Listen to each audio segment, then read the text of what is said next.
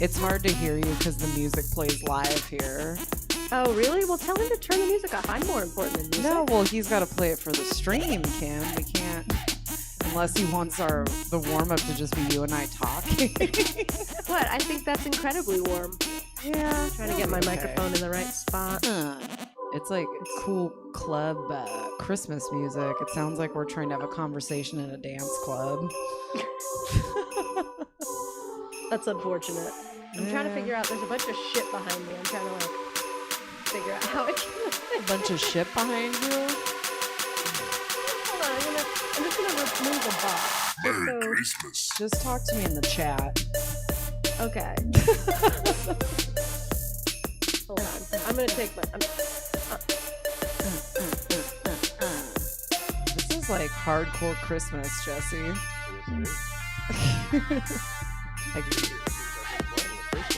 Have I? Yeah. I think I've just been lit. Well, you've probably been outside too. So I have to say that, Kim's muted now, she said. I went a little like on my prompts, very ad heavy. Okay. Like I did ads for everything. Oh, sure. All right, turn it back on, but then I lost And my I phone. think I misread the podcast because I didn't set it in the world of a Hallmark movie. I did it if it was a podcast about Hallmark Christmas movies. There we go. Oh, Oh, there we go. See, I just need to like pivot the screen a little bit. Kim, you're missing the hugs. Huh? They're hugging. Yeah, so that was me. No, Kim's on the thing. Kim is on the thing, and I wanted. Yeah, I'm here. I came to talk to Kim early. God, Yeah, you do sound like God. Sorry, and Kim is Are gonna you be there, there, Kim? but It's- I have to play the music on that Chris computer. Emery. It's a whole thing. It's a whole thing. Yeah, it's okay. I'm trying to get the music on this. I already computer. told This Kim on computer's this slow. end. It sounds like we're trying to have a conversation in a dance club. Oh shit, those lights are bright. I feel like I know Wow. Kim so well, but I've Jesus. never That's when met they turn the Kim. lights on at 2 Well, a.m. to tell you it's time that's, to go home. Yeah, I guess it's cut. Kim had a time. similar Jesse's feeling. like, you can't go that home, but you was can't pretty stay certain here. she'd never been on a program with you. Program. Kim, I'm gonna go outside and smoke. So talk to me in the chat. Well, all right. All right, You guys I'll got talk 6 to you in the minutes. chat, Yeah, dude. Kim, talk to me in the chat too. Or Okay. In our show Wait. chat, so we can all 40 talk. minutes, whatever. Oh yeah, We're let's do the still show around. chat. I was doing. Well, the, we got a couple the minutes, Mom right? Chat. Well, no, I'm All saying right. you guys have 6 minutes or 40 minutes, however the fuck long. There Go is. smoke a quick cigarette. All right. I gotta figure out what's going on here. Oh, I don't know. I feel like I got taller somehow. I'm looking down slightly at the camera, which I don't love. All right. Things are coming along, guys. I promise. Okay, you say so. Let's see. Load that. And we don't need the Discord on Wow, I this. do hear a little bit of Christmas music. That's awesome. It's like ominous. Like something bad is about to happen. Yes. Which Consumerism. could be true. The worst evil. Capitalism. Twitch.tv/stab. Stab comedy.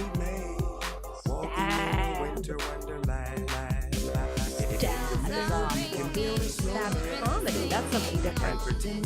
Stab is apparently a weight loss channel. Did you know that? When it snows, ain't it thrilling? Oh, you know, it's a chilling. We'll frolic and play the Eskimo way, walking in the winter wonderland. When it snows, ain't it thrilling? Oh, you know, it's a Alrighty. Wow, I feel like I'm in a Eskimo way. Fallout reboot with this. Nobody is around, and I'm just listening to like eerie Christmas music. Yeah. LBC. And you got Snoop doing a Christmas song. Just trying to make everybody crazy. I took the lead. Now as we proceed, this ain't for no mistletoe. The other thing that's weird about Stab, and this is a strange thing to be concerned about, but I realize that I'm pretty sure that I've worn this sweater already. But I only have so many clothes, and I've been on Stab a lot. You have. So, I mean, like, not like a brag a lot, but more that I have clothes. But yeah, so I'm just like, well, I guess I'm just gonna wear this, probably the same thing I wore some other clothes, because this is like my Christmas adjacent sweater. Okay. It's not Christmas, Well, but for some reason it feels festive. sure.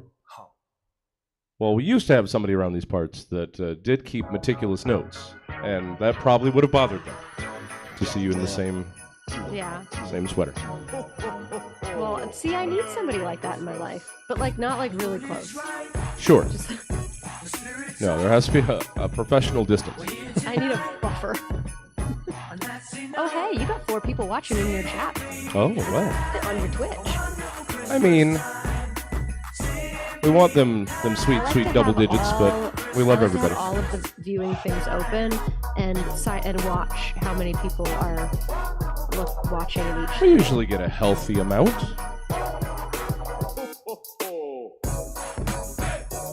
All right, I'm just trying to fix the last couple things. Yeah.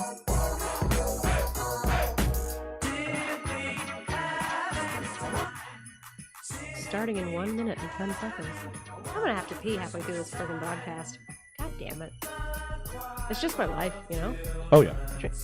I drink a lot of liquids. I need to work on my hydration. Oh, man. Well, and I'm on this new medicine that's really helping with the I guess with the diuretic thing. It's helping with other things, with what it needs to help with, but also it's a diuretic, and so I pee all the time. And my rings are really loose now. Who knew?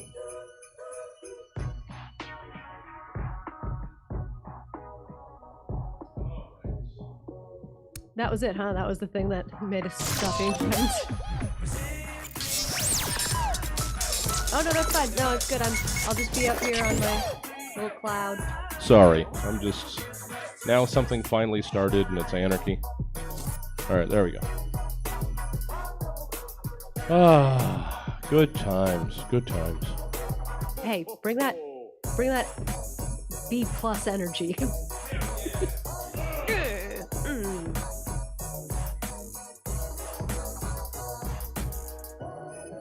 Sorry. Let's dance.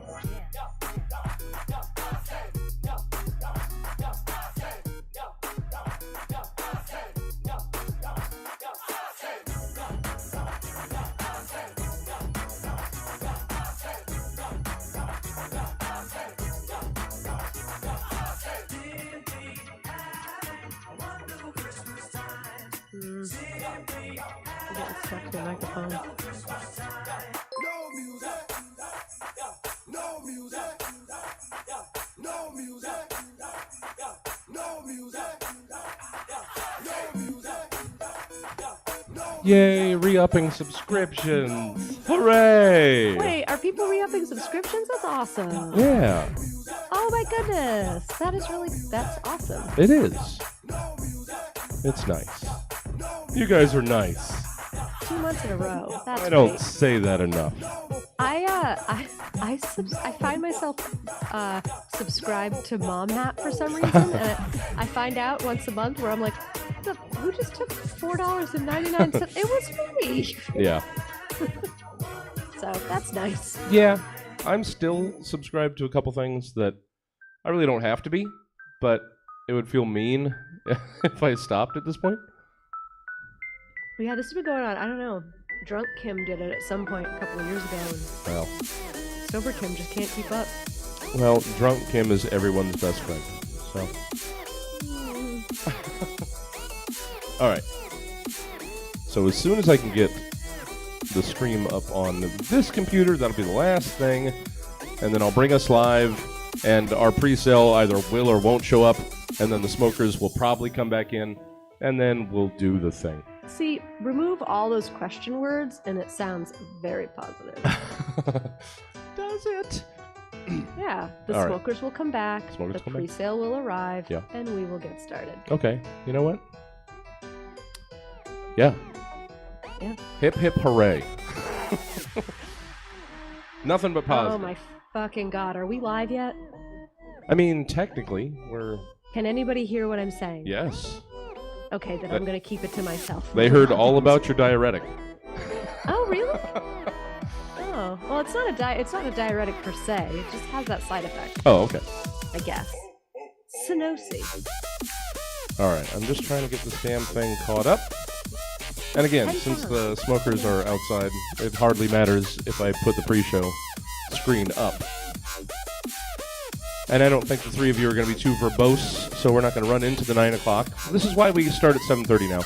I'm lean this week. I am lean. All right. Well, I'm a and you were the only little- one that I was worried about being a little longer. So. Oh no, I'm gonna banter like. Oh well, Oh, yeah, it's gonna be horrible. yeah. But like what I've actually written, super lean. That's the Chicken thing with you and Marco. You don't have to have a lot of material because we'll just get lost in Banter Town. I keep trying to turn the bus around, and we do this. The same thing happens with the mom hat when we do. Yeah. Like we're supposed to do like a 50-minute Oh, podcast, Kimberly and we record Martel. for 2 hours. Oh wait, I'm gonna get a beer too. Emma, get a White Claw.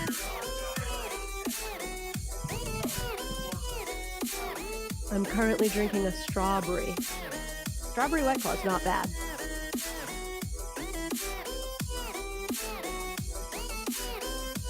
Oof, my eyes are a little bit blurry. That might be a problem. I'm sure it'll be fine.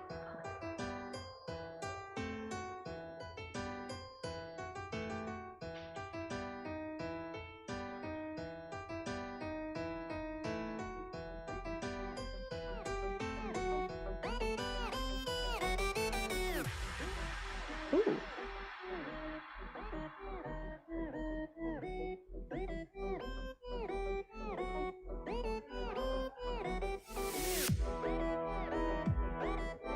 Alright, hopefully that turned it off. That was loud.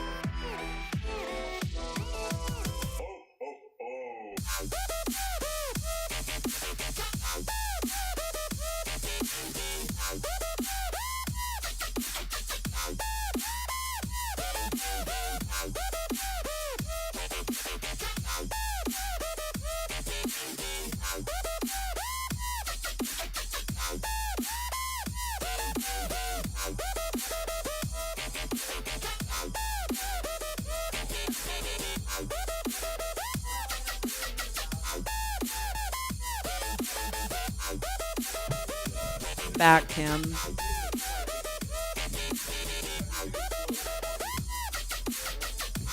I like it because I hate reading in front of people, so this is perfect for me. All right. You know what? Our audience is online, and I need to recognize that. Yeah, stop being such a cunt about it and Yeah. get the show started. Kim, you need to watch your language. No, That's Kim. Tim's. I brought Say my Tim's niece regular to language. this show. It's after 7:30. That's when the cunts come out. Or whatever you said. You went and smoked a cigarette, and I get to say cunt as much as I want. Oh Those my are the God. rules. Yeah, because you're in London right now, right? Yeah. Cunt is the regular No, word. I'm in Alabama. They that word still hasn't gotten here. In like 20 years, someone is going to be like, she said, what? Across the pond cigarette. All right, just making sure everybody's framed up since we got a little time here, and then You got a we'll little table? we'll start. Would you? You got a God little damn it. table. Yeah, my. Could you both just You know what? I don't keep need like that. an audience? It would help me. I don't need that. But yeah, grab a chair, please. May I? There's nothing more stable than something you drink on a I know. I'm kind of scared. All right, let me make sure this looks okay. I'm gonna wait till it's like Yeah. Okay. a little less, because now I'm just gonna be like this. I'll just hold my All hand. on right. it. All right. Doing the thing. Am I gonna be able to fade that out? No. It's just gonna be Oh my clunky. good It was lord. pretty good. That's all right. It's a good old fade. Yeah, we'll take it. Hey, everybody, by which I mean people at home. Hi. Smart move. Wow. Should we lock the front door? No, that would be stupid. Well, we've still got. You know what? Okay, can I make a request? Please, Kim. If you go to YouTube Yes. and you look at our faces, not only am I not centered, but Well, I'm you moved. 400% larger than the other people. You moved. Well, you're How larger did I than life, move? Kim. Your personality is larger than life. You were perfectly My propped head a is second larger than ago. life. I may run and hide when you Actually, right. I need My to. You guys name. have seen my All driver's license right. picture, right? Stop it right now. I feel like I'm like straightening up as we're singing. All right. Man, these claws. Call me Santa Claus. This cloud is kicking. All right. This claw's kicking in. Hold on. I have to recenter Kim. Here I thought I I'd try done my not job. to move, but I have a natural flow. That's all right. That's all right. That's what this pre-show is Women, for. am I right? It's Hey, you chasing watch it. down Kim Martel. I don't participate in that particular activity because I think it's stupid. I need a monitor right here so I can see the person. I know. I wish I Well- could see Kim's face. I'll send you a picture. Hold on. Oh, well, if I turn around, I can see you. All right.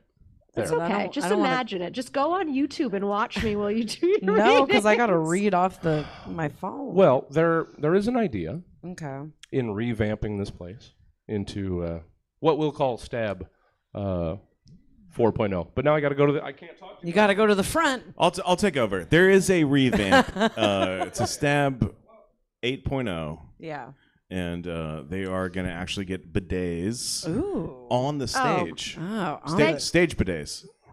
I mean, Today's. Yeah, because you're nervous on stage and your ass leaks, and so you need to be constantly. Honestly, if I had that cleaning. right now, I would read these prompts with 100% more confidence. maybe just Just to like keep a nice, warm. clean ass.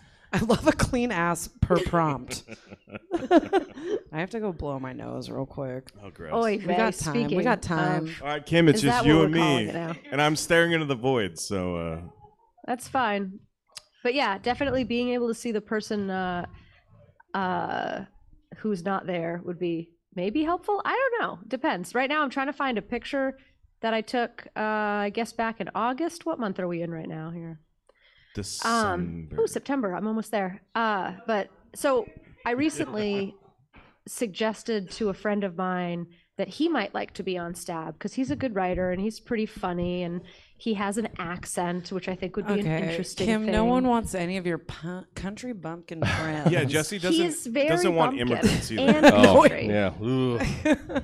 He but That's- anyway, so I sent him what I thought was like cream of the crop example of Stab Which Yeah. was just so that he could Kim's listen to show. it and You see had me what at it was cream. about. He hasn't spoken to me since. Oh no! Well, I don't think I have a friend anymore. I think, Wow. I think, yeah, now I think you know that's how it feels. Jesse, did you walk somebody already? They just walked in off the street. Yeah. So hopefully that Heard our us. newly illuminated exterior is Yeah. bringing people in. I think it looks good. Posterior. I think it looks good. Yeah, Have you not bring even him in, noticed bring there's him lights right on out back there? out again. I did notice. Ethan put them up, thanks. But why did they leave? Well, because this show is a harder sell than stand up. So I think they're going to be back for Buddy at 9. We could have stood. Could have. I mean, do you want me to warm them up with a set? Jesse, I can warm them up with a set. And then that's how we get them. Yeah.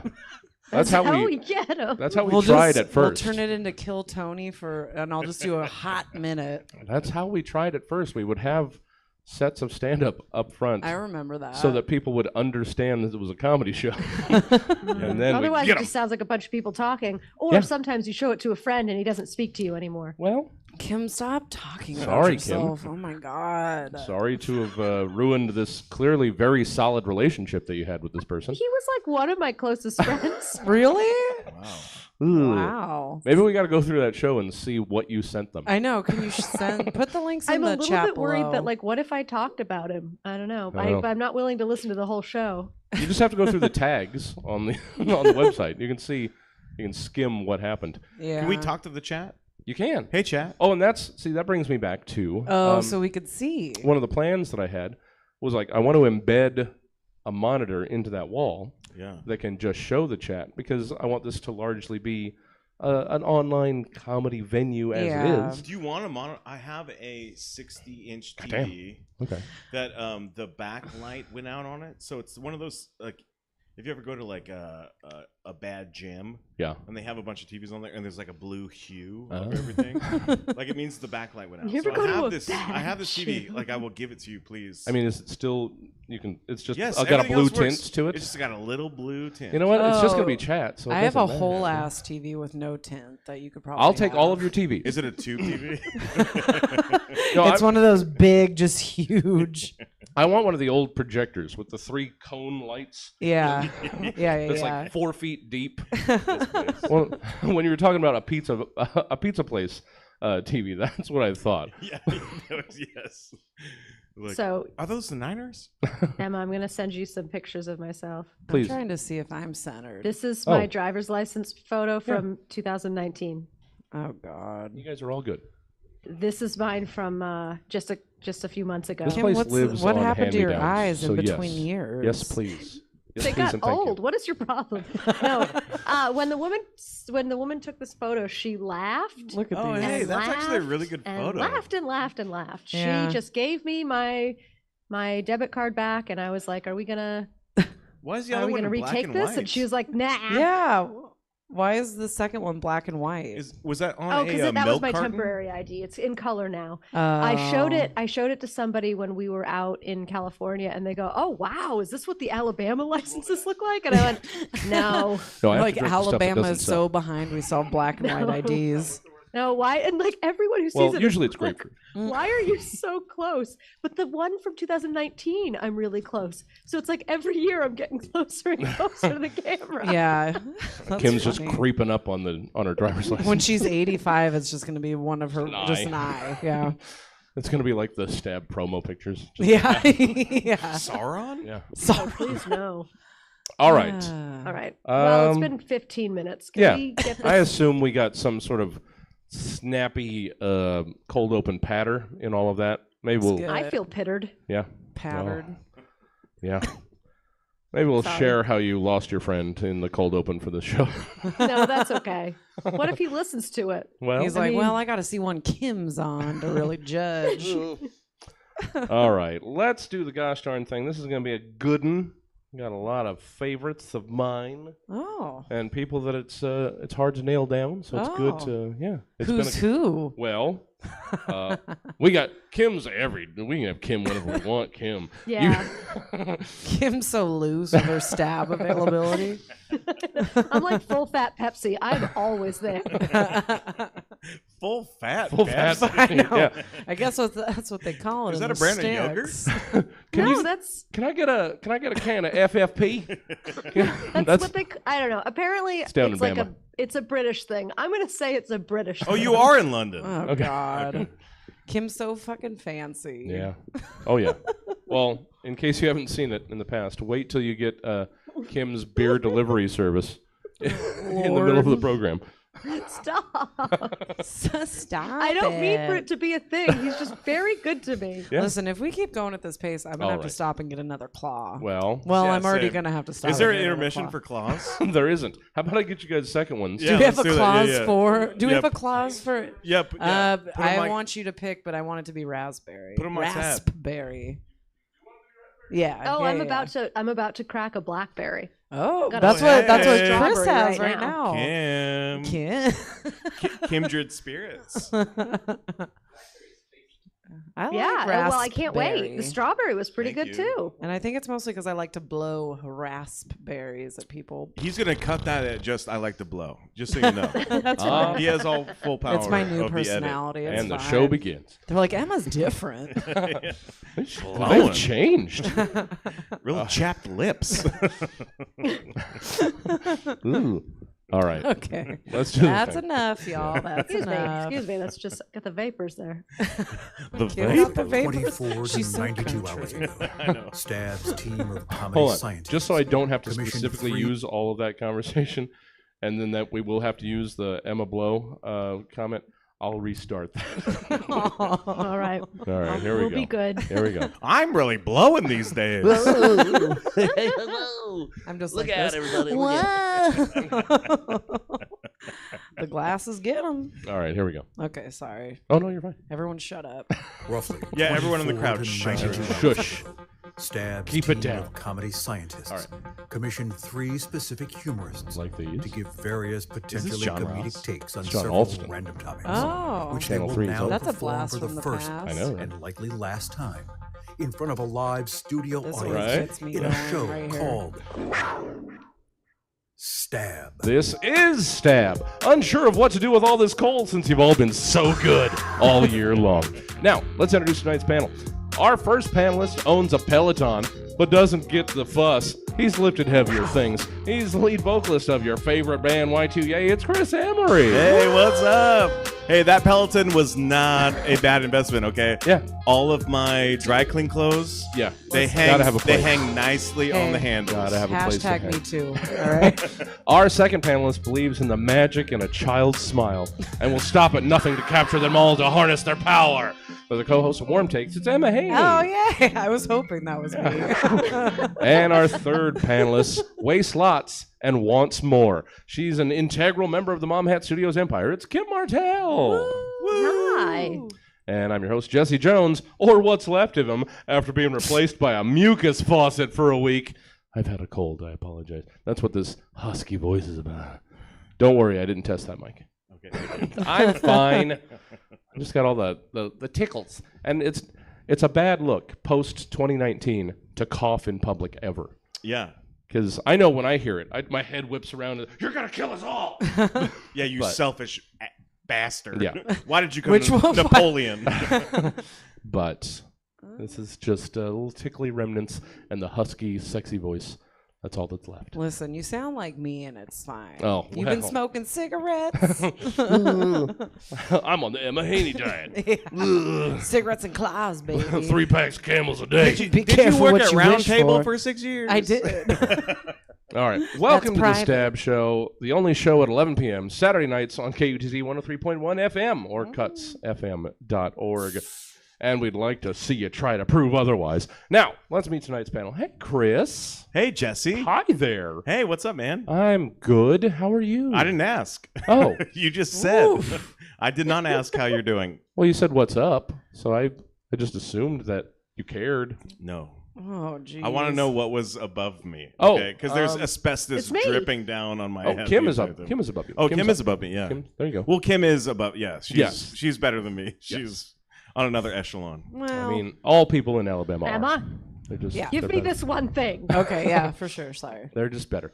How are you? I'm great. Are you? Yeah, great. I just came from a work Christmas party. Ooh. Yeah. Explains the bracelet. Open bar. Yeah. Oh, exactly. okay. Cha-ching, Ooh, cha-ching. damn. So yeah, only eight IPAs deep. So I Nice. think I'm gonna have my wits about me still. Sure. It's gonna be fine. You're gonna be fine. Yeah. You're gonna be fine.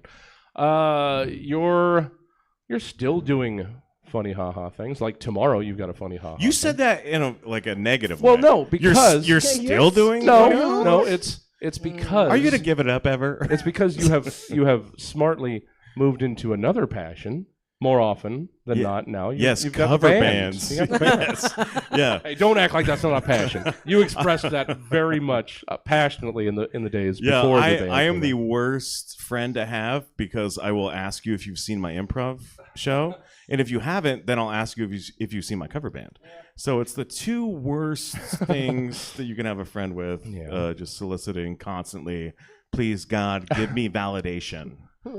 Well, and then tomorrow you've got a different kind of a thing entirely. You've got the Christmas show. It's a sketch show. Well, yeah. It's the Squad Patrol. Squad Patrol's Christmas Yes, show. Yeah, doing some sketch, Yeah, guesting back on to a sketch sketch. show, and then I'll be hosting ACL at 9:00. Yeah, Awesome. Hosting as well. Well, Yeah. look at Wow, you. wow. Wow, look at you. Oh, La-di-da, damn, look at this guy. Chris. Look at this guy. This fancy Look at this Look at man. open this. bar parties, hosting shows. Yeah, a real mover and a shaker over here. Have you, between appearances, because it's also something that you do, have you nationaled any anthems between the last time that I've seen you? I have not. No. No. I think the last time I was on the show, I did national some anthems. Yeah. And I don't know, did I talk about I did the monster truck rally? I think you might have. Okay, yeah. Yeah. That was the last one I did. And I got a great It was like, someone in the Lord Bowl.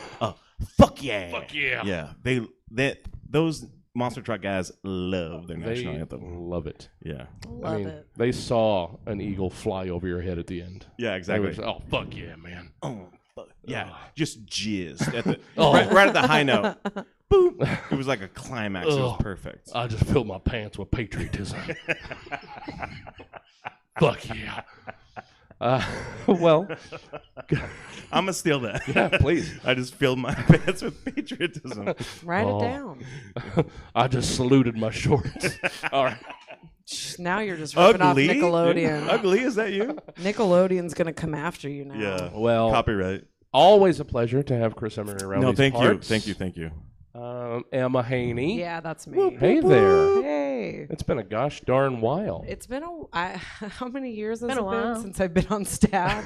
I mean, not been booked for Stab, but actually showed up when I was supposed to do Stab. That's a completely different animal. That's a horse of another color. We won't get into that, but it's No. good to have. It's been a couple years, Thank you. at least. It felt good to write today. Good. Mhm. Yeah, and I'm very jealous of hearing you knocked it out in just a couple hours. I know, even though I was being a real weirdo about it, and I'm like, give it to me 2 weeks in advance. with very specific demands. No There could be no poems. I Even feel- haiku. Even down to haiku, there could be none. Well, unless you want to see me up here clapping like an idiot, I'd rather not have a haiku. I'm just up 1, here. 2, 3, 4, 5. 1, 2, 3, 4, 5, 6, 7. Yeah. You're like counting on your fingers. No, that was the problem. They couldn't count. They couldn't just. They had to clap. I had to out. clap. The last time I haikued, I clapped. Yeah. All three. I Which like it. It's doesn't- like riding on a horse. Yeah. Yeah. Yeah. So we took those out. We made sure that there was no rhyming of any kind. The involved. next time I do it, give me a coup. Well. Haiku. Give me a Give me a poem. coup. Give me a coup. Yeah, let's overrun It's the just government. overrun. Yeah. Well, I mean, you will be back in a couple weeks for the year-end blowout extravaganza. See, I So, will. Yeah, so that'll be Yeah. nice. That'll be Maybe you'll fun. get a coup. Oh, easy. All right, you're the But one no, that just no, said no, it. no. You put me where you want me to be. Yeah. That's fine. Well, Well, no spoilers, but you said no poems. You did do greeting cards. Well, that's didn't true. rhyme my card. I'm just. Oh, I'm I not saying you rhymed did, mine. but That's maybe the same some thing. people Maybe. did. Greeting cards do lend themselves to poetry. So, and you're back. You're back at Warm Takes, Yeah. so that's good Mhm. as well. Yeah. I'm thinking about bringing another show here if I Ooh, can. yes, please. With fresh writing. Oh. Everyone's got a fresh write, maybe 5 minutes. Huh.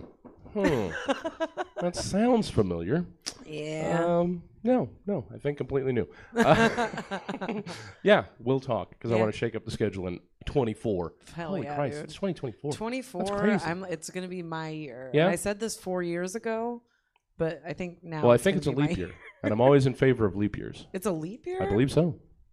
There's a Kim, 29th did you in check February. This math? Yeah, I'm just trying to involve Kim. Can you do a special leap year show? I've always on- wanted to. So, So I'll make it February happen. 29th. Yeah. There's got to be a special show. There should be. So we should have already have had. This should have already been our second annual leap show Can coming we be this on year, the but I leap missed show? it. I Yeah. missed an episode. Since he came up with it, we should all be on it. Yeah. Well, all right. That'd be nice. What are your guys' calendars? All right. Well, thank you, Emma. Good to have you back. Yep. And Kim Martel being very patient. I'm I already wouldn't on say my patient. second That's She was claw. talking the entire She time. really That's was not jumping patient in whenever at the all. fuck she wanted to. Yeah, that's kind of true. Welcome, Kim. Hi. Hi, good to have you. It's always good to be here. Now Is she it? sounds so bland. Like she was Wow. off the Oh, man. rails earlier. She really reeled it I'm in. trying to rein it in a little The bit. claws I, are- I was are bringing her dropping down. C bombs real early in the chat. You What gotta are save the those. C bombs? You got to ration those. You gotta. What? We only get so Communism. many per I episode. used up all my bombs. I Oh no, can't- no, Chris. We'll get plenty of communism from Kim later. Oh yeah. No. Oh, Lord. Oh, just you wait, my friend. Yeah. It's gonna be Bernie this and Bernie that. He's I a always, socialist. I always set up don't He's Kim. not red Different. enough for me. I make sure when Kim's around, I do set it up so that she can vent her spleen and grind her sickle whenever she. so Jesus. Good. They vent a spleen? Oh yeah. Well, You don't let's know? like Yeah, You that's don't I don't fine. know the It's your context. we're talking melancholy. during Kim's. This is Kim's. That's I'm true. picking up what you're putting down. Kim, good to have you. It's good to be here. Anything fun and/or new and fun over at Mom Hat? So we are currently working on the Game of the Year bracket countdown for reviews of video games, which is this new podcast that we have, Listen to Yes. Player 2, where we Player 2. review reviews of video games. That's something that's going pretty well. That isn't. That didn't sound confident Yeah. at all. In what No, way? it's totally fine. I'm in the group chat, Kim. Don't forget. Oh shit. Anyway, Emma Uh-oh. knows the truth. All we do, we just quote Letterkenny. Post really weird anime photos. Yeah. I got a good one for if you want it. No, I can't share that with them. Oh, now I'm gonna post one in there. No, it's the asymmetrical titty girl. She's in my dreams. Okay. Well, I know exactly what Did I she's- tell you? Have I spoken to you since I found out that I have narcolepsy? No. I'm not sure that you have. Yeah, so that's a new thing. Well, good for you. Turns out Mhm. the amount that I was sleeping and falling asleep and being asleep, and the fact that I can go from waking to sleeping sort of fluidly Mhm. is not a superpower as I had originally thought, but disagree. actually a illness that makes me I'm protected by the Americans the Disability Act. Well, You can't fire me for just nodding Oh off my at work now. God. wow. So you get Not to anymore. actually sleep and you're protected for it? Wow, must be nice. Yeah. Well, now I actually they found a medicine that I can take where I, for the first time in my life. Is it cocaine? No, Prescription Coke. no, it's called Sunosi. Oh. It's a once-a-day tablet that keeps me awake. Listen. Sometimes I still have to nap or I need rescue Adderall, but for the most part, I can be awake Rescue for 12 Adderall. straight hours. All right, front runner. Yeah. Front runner for title of the show. Rescue Adderall. Yeah.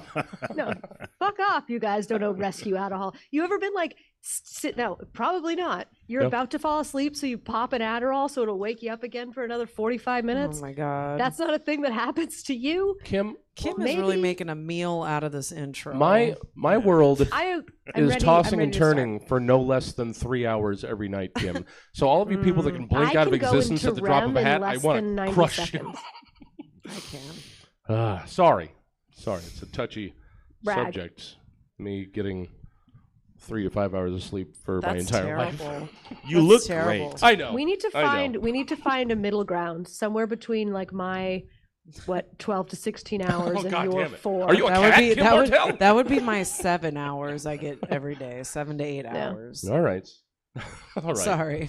Let's Let's get this party started. Yeah. I am 1.5 uh-oh. claws deep. Hell yeah, dude. We all got to play catch up. All right, let's get the program going, shall we? There's more woos than panther growls nowadays. Wait, I don't Guys, like that. you haven't been here what in a were while. we doing? Are we on a show? We are, I know. All of a sudden, a half hour in. I thought we were just hanging out. Segment 1 is reorganization. We at Stab like to embrace new panelists, new fans, just the new in general. So, or not so much new prompts. That's a lot of work, so shush. But apparently the internet wanted me to shit on the FNG or fucking new guy so much that it actually came up twice while I was trying to get an acronym for today. So apparently this fucking guy wants to be reorganized. Joining the workplace is tough enough, but the immediate tribalism of the thing seems unnecessary. But that argument is for another day. As today, we'll be taking what we probably just learned about FNG standing for, and instead give me who or what else FNG might stand for or represent to you. I think I got most of those words. Chris Emery, hi there. Hi. Let's hear what you've got in way of an FNG. Yeah, well, I know that FNG stands for Fully Nude Giamatti. Right? So the Motion Picture Association has worked tirelessly on rating a movie's suitability for certain audiences based on its content. There are more popular shorthands we've come to know and love, such as PG, PG-13 and R, right? We all know these ones. Yeah. But the Motion Picture Association has created some lesser-known pre-film warnings, not unlike the secret menu at In-N-Out. Oh. One such rating is that of FNG, fully nude Giamatti, which is, of course, warning audiences that they're about to bear witness to a completely naked Paul Giamatti at some point in the film. Yeah. Luckily, this rating has not yet been necessary, but we've had some close calls. Yep. We all know about Yep. these close calls, right? In Sideways, they had a scene left on the cutting room floor which depicted Mr. Giamatti butt chugging a bottle of Chateau Grand La Rose 85. Yeah. Right? And we all missed out on that. And who can forget the alternate ending to Big Fat Liar, which is known in Hollywood as the Papa Smurf Surf and Turf. An all-blue Paul Giamatti has rigorous intercourse with a king crab and a fully matured North American bison. So be on the lookout the next time you're watching a new episode of Billions. The warning FNG comes when you least expect it. Oh, yeah. Unlike Paul Giamatti having sex with a crab and a bison, who always comes on cue because he's a goddamn professional. Yes. Oh, man. Yeah. Sadly, that did take me to Sideways, which, Sideways. as I think you know, is one of my least favorite films ever. Why? Because he wasn't naked. I could get into because there was no full frontal Giamatti. Yeah. That's what that movie was missing. Yeah. Yeah. But the other guy pressed against the car window. I don't remember it that well No? enough. No. Hayden Thomas Was Church. it Hayden? I thought it was somebody else, like Google. I just just remember another it being a weird movie. background guy. But I didn't think it was Hayden Thomas Church. But somebody was just. Somebody will tell us. Hey, chat. Let Go us know in ahead. the chat. Hey, what's yeah. up, chat? I am the internet. Just press. Oh yeah, ball. Kim's up in the It's cloud right now. I have to Thomas look it up. Hayden Church. Well, yes, Thomas Hayden Church. We know, but I don't think he was the one pressing yes, meat he up was the against one in window. the movie. Well, yes, It's Kim, Paul. I It's saw- Paul Giamatti and Okay. Thomas Hayden But Church. was he pressing ham? Did pressing Bean and Frank. Thomas Hayden Church press ham? She searched. Okay. Did he press ham? All right. Well. Yeah, he did. Okay. All right. There you go. I blocked it out of my memory. I Then blacked out. What's happening? that's fair. It's your turn. That's Oh, what's happening. she. Emma, welcome back to the program. Thank you. Let's hear your FNG. So FNG to me. Well, could I just tell you about an ad that I just saw? Please. Just all about side commercials table here. this real quick. Mhm. I don't know what kind of weed I smoked this morning, but when I wrote all these prompts, most of them are ad centric. Sure. So just You're just so you know. an American during Christmas. Yeah. All right. Opening scene. A bustling city street filled with people going about their day, some with curious expressions on their face. Narrator introducing the most hilarious and unforgettable experience in town. Cut to a vibrant, colorful kiosk and a playful sign that reads, "Farts and go." Step into a world full of laughter where farts become the center of attention. When are At, they not? At Farts and Go, we believe in the power of laughter and the joy it brings to our lives. Our one-of-a-kind destination, our kiosk is a one-of-a-kind destination that combines humor, entertainment, and a dash of potty humor. Experience the fart soundboard, where you can unleash a symphony of hilarious fart noises with just the touch of a button. Let the giggles amplify and the laughter fill the air. Cuts to a group of friends laughing uncontrollably while playing with the fart soundboard. Looking for a good chuckle? Our fart joke dispenser is here to provide you with endless laughs. Press a button and out pops out a hilarious fart-related joke that will leave you in stitches. But that's not all. Our kiosk is filled with fart-themed goodies that will tickle your funny bone. From novelty air fresheners to whoopee cushions. We've got the perfect gag gifts to brighten up your day. Are you ready for some friendly competition? Put your knowledge to the test with our fart trivia game. Challenge your friends and family with fun facts and myths about the world of flatulence. Fact or fiction? Capture the silliest moments with our fart photo booth. Dress up in fart-themed props and strike a pose. It's guaranteed to leave you with priceless memories and endless laughs. Oh. Cut to people laughing. Of course.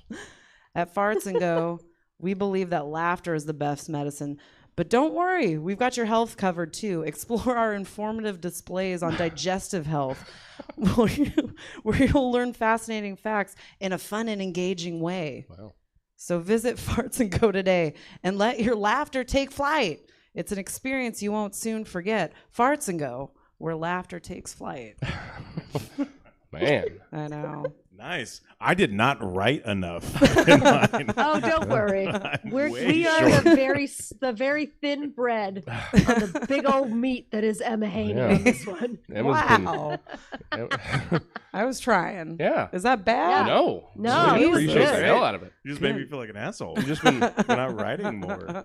just been holding back all this time. I guess what I smoked this morning was not as good as what I'll give you smoked. some after the show. Okay. I hate that I'm in the only place that like it's still illegal. So like you have to pretend that you're not high all the time. I don't like It's that. just the for worst. you. I know, it's awful. Boo.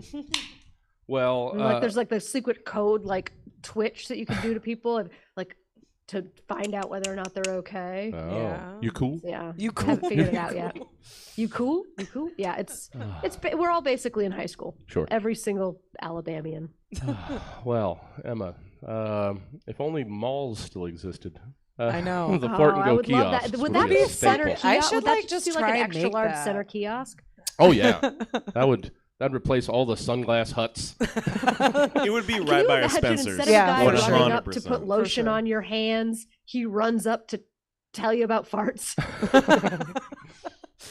I'd go to Fart and Go. That's all I'm saying. Man. Yeah. Have you ever had that happen at a mall? You're walking down and some guy from a kiosk that sells like Dead Sea salt lotion runs up No. and just like slaps lotion into your hand? No. Nobody's I'm been too in a mall approachable. since Dude, 2005. Alabama Kim, is so what are we doing? ass backwards. That happened in Rutland, Vermont. I'll have you know. All right, Kim. Did you buy your cell phone case at a mall in Alabama? No, this is from an AT&T. An AT&T.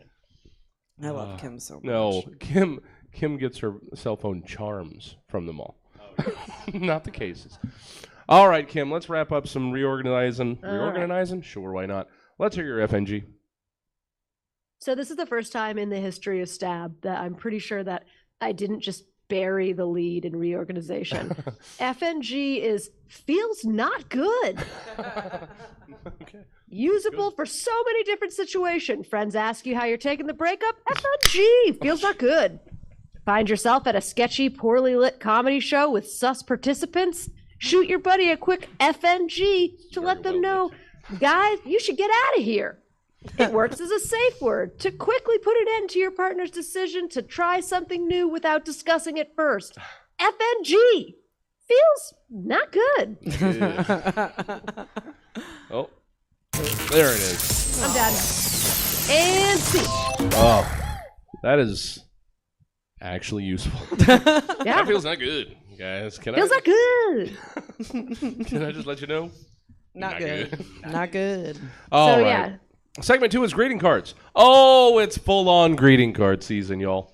And fortunately enough, you guys haven't done this one in a bit or ever, so we're going to roll it out now. Greeting cards are pretty straightforward. You got a thing you kind of want to say, just not yourself, and you want to pay money for a poor watercolor interpretation of your feelings? Greeting cards. So in greeting cards, you've been asked to compose one card each for each of the following events, occurrences, or situations. So hopefully everybody has 3 cards. I realize that could be less clear. So, Very clear. okay, everybody's got it. I Good. got 3. So we'll go 1, 1, 1, 2, 2, 2, 3 times around, as we generally do in the second segment of this program. So let's get it started. Chris Emery, with your first of 3. Congratulations, it's negative greeting cards. Yeah, so on the front of the card, there's a pair of adorable cartoon testicles, and they're playing bingo. And the right testicle says, "Hey, Lumpy, great win on the bingo game. How did you do it?" And then the left testicle says, "All I needed to hear was B9." And then you open it, and inside the card it says, "Congratulations on not being diagnosed with testicular cancer." Yeah. Oh. You're not going to need the card often, but when you do, No, I you'll be fucking know that I need that use card. She's all, I need that card today. all right. Shit, Like, get me that card stat. we got to turn these over quick. A stab, Get drawn those stab testicles, brand man. greeting cards. At your next CVS. look at the CVS. We'll for just your start next- printing. You guys provide the descriptions of the pictures and everything. We could be rolling these out, so we'll get Milk to work on drawing all these pictures. Emma, Yeah. congratulations. It's negative. Okay. So on the front of the card, I have a bright and cheerful design featuring vibrant colors and confetti to express joy and celebration. And on the inside, the message reads, cheers to your health and happiness. We're thrilled to hear the great news of your negative STD test result. It's a testament to your responsible choices and commitment to taking care of yourself. Remember to always prioritize your well-being and continue practicing safe habits. Here's to a future filled with good health, peace of mind, and that ass. Yeah. With more love and support, Emma. Oh, that's nice. That's nice. It's a good sentiment. Keep it clean. Keep it clean. Keep it clean, it up. y'all. Wrap it up. Keep it clean. Kim, let's finish off our first pass with your congratulations. It's a negative greeting card. Okay, so the front of the card is just a picture of Bart Simpson, and he's saying, "You weren't careful, you didn't plan." And then you open it up, and it says, "But cowabunga, it's negative, man." Yeah. Yeah. That's good. Oh, they sold so many of those in 1989. I was born in 87, so Yeah. that tracks. I'm older than that. What? Yeah. Well, Yeah, the years go way, way before that year. They just keep going. they had them before that. It's Oh, weird. wow. Yeah, years. I know. Wild. Crazy. Second time around, Chris, let's get us started with your whoops. You were too good at your job. Now you get more work card. Yeah. This card is gorgeous. Right? It's beautifully decorated with a floral border and a cursive written poem on the I'm there. front. I'm there. Right? You know these cards? Yeah. And it reads, "I am so happy you're on my team. Single and lonely, a real corporate's dream. You're quick to respond to emails and calls because your only friends walk down these halls. No children or lovers to cloud your brain. And at year's end, a 3% increase your checks will attain. I'm sorry I made you work the day your cat died, and that I docked your pay every time that you cried." Right? And then you open the card. Oh, that's on the front. That's just on the front. And then you open it, and then on the inside, it just says, "Reading this card counts as your lunch break." Oh, shit. Oh. Wow. Ugh. My responses are so long. No, you're fine. Mine are not. Yeah. You are perfectly fine. Yeah. I wrote that after I picked a person in my office that would Who was gonna receive get this more? card. Oh, Yes. no. No, yes. I had a muse. I had a muse when I wrote this card. Beautiful. I love that. that makes it the worse. Inside, the inside saying this is part of your lunch break is great. It's Oh. great. That you had this person in your mind is terrible. Well, It's terrible that there is that person. yeah. Emma, Yeah. let's hear your novella. Okay. So. Hold on, I have to reset it every Oh, sorry. Jesus You said Christ. no rhymes. You said no rhymes. I thought we were just trying to get through this. You got to show at 9, Well, friend. I think we're fine. Let's hear your whoops. You were too good at your job. Now you get more work card. Mine's like, And the inside message is written in the cadence of gaslighting someone. Okay. But the front of the card, it's a humorous and playful design featuring a person juggling like multiple tasks or objects or whatever, with a surprised expression on their face, like oh. And inside the card it says, "Whoops! Looks like you were too good at your job, and now you've been rewarded with even more work. Congratulations on your exceptional performance and the recognition that it brings. While it may seem overwhelming at first, remember, you have the skills and ability to handle any challenge that comes your way. Embrace the opportunity to showcase your talents and continue to shine. Your hard work and dedication have not gone unnoticed, and this new workload is a testament to your incredible abilities. Just remember, take breaks, prioritize, and delegate when necessary, and don't forget to celebrate your success along the way. Wishing you the best as you embark on this new adventure. Warm regards, Emma." I'm signing every card as myself. Sounds like someone's worked in mid-management for the last 17 years. I'm currently in mid-management. Yeah, not to brag. And will be forever. Wow. Hey, what's wrong with that? Yeah. I would kill for a steady income right now, Kimberly. You know how many state job interviews I've been on the last 2 weeks? All right. Ugh. Sorry. One? Kim? Like 10. Like 10, Kim. Kimberly, hi. Hi. Let's hear your, whoops, you were too good at your job. Now you get more work card. Okay. So this one, the front of the card is a picture of Bart Simpson. And he's saying, their standards were low. Your boss is a jerk. And then you open it up. Ay, caramba, here's some more work. Oh, man. Kim actually sounds a lot like Bart Simpson. A little bit. Yeah. I'm very shrill. So I like to get into the process. How early in this did you discover your greeting card cop-out, and how hard did you high-five yourself? Okay, so the answer is instantly and into next week. Yeah. It's always nice to have something there. But if I was going to get a beverage, I probably would prefer a beer and not a White Claw. Is that what you're telling Mike right now? If that, I'm just saying it out loud. What you're telling Mike right now. She's telling whoever Okay, magically White Claw, but that's- presents She's all it without a pissed. screen. It's her son. You just see a little hand come up. He can do that. He's grown to that level. He's All right. That's why you have kids, man. Yeah. Kim's They son get is to get very beverages. sweet. I Also, talked to him. we got to celebrate an accomplishment that he did today. So Yeah. we went and got Chinese food. Like that was for us. Come on. Well, yeah. I got to hang Are out you with Jewish? Kim's son when she was just in town, and he talked to me about his little video game. Oh, that's And nice. He's a very sweet I didn't little get to boy. hang out while Kim was in town. I did drive by stab at one point. You were like, "Hi, Jesse."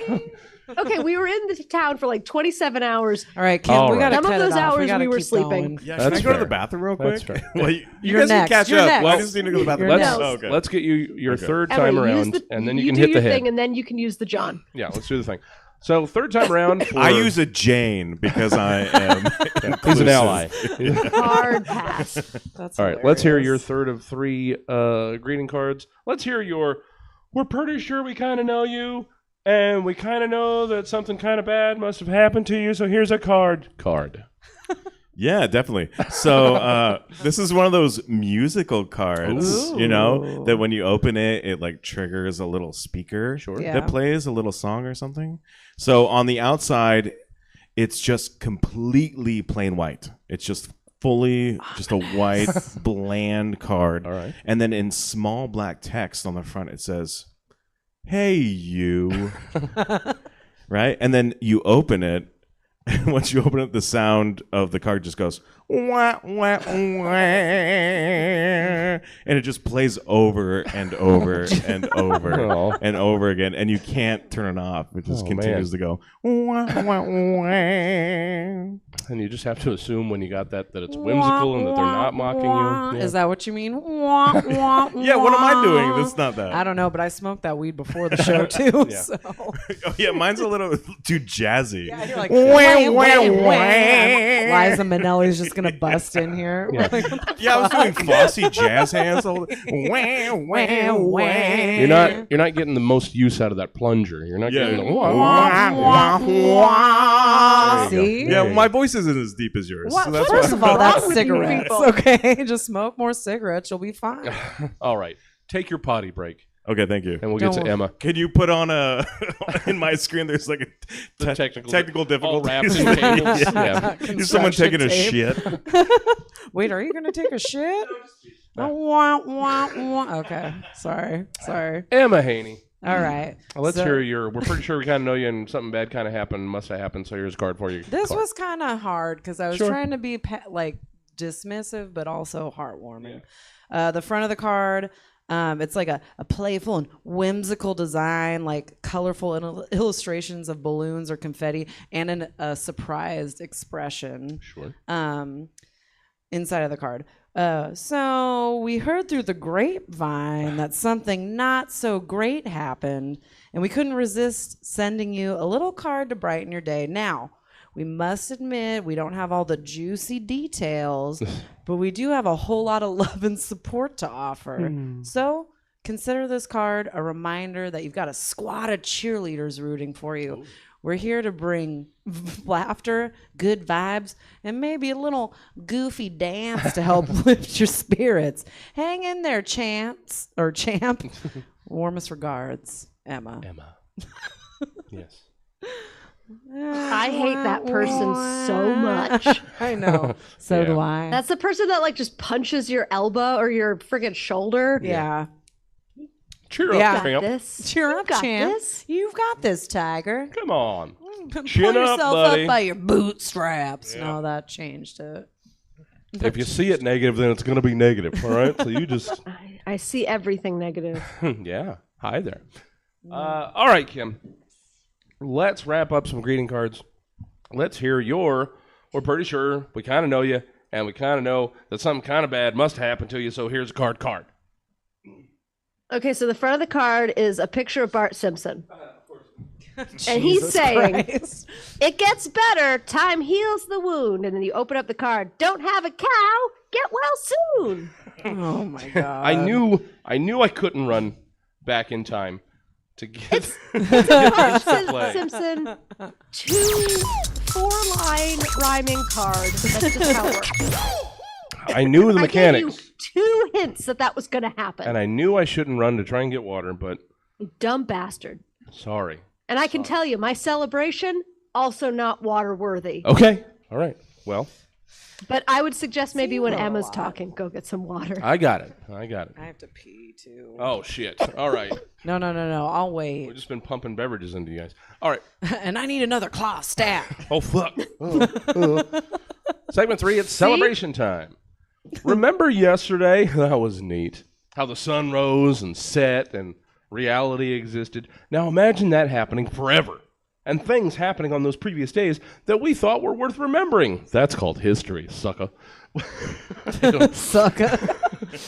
Not problematic at all. Keep going. I forgot I wrote that literally like 2 hours ago and didn't remember the read that I was supposed to have for that. That's called history, sucker. Maybe that was probably what it was supposed to be. That's good. In celebration time, we give our panelists 2 happenings that happened to happen on this day sometime in the past, and they tell us what they've been up to or plan to be up to in the celebrating of them. So let's hear what your celebrations have been like, shall we? Chris Emery. Oh, yeah. On this date in 2013, Metallica performed a show in Antarctica, making them the first band to perform on all 7 continents. Fuck yeah. And coincidentally, only 221 years earlier, Henley Lawrence became the first person to be cremated in the United States. Fuck yeah. Also metal as fuck. How have you been celebrating these things today? Yeah, I need a little assistance. Oh, shit. Okay. Can I have you come over here? Oh. I need you to hold the microphone actually for me. Yeah, hold Holy the shit. microphone. And then also Please don't do it by your hold waist. my phone. Hold this right up to the microphone, okay? Then you want my microphone? You could have given me the songs. No, I want it like this. Garen, dude! I'm so glad you decided to come over. I send these invitations out every year, and no one ever comes. Yeah. No, yeah, let me take your jacket. I'll put it in Africa.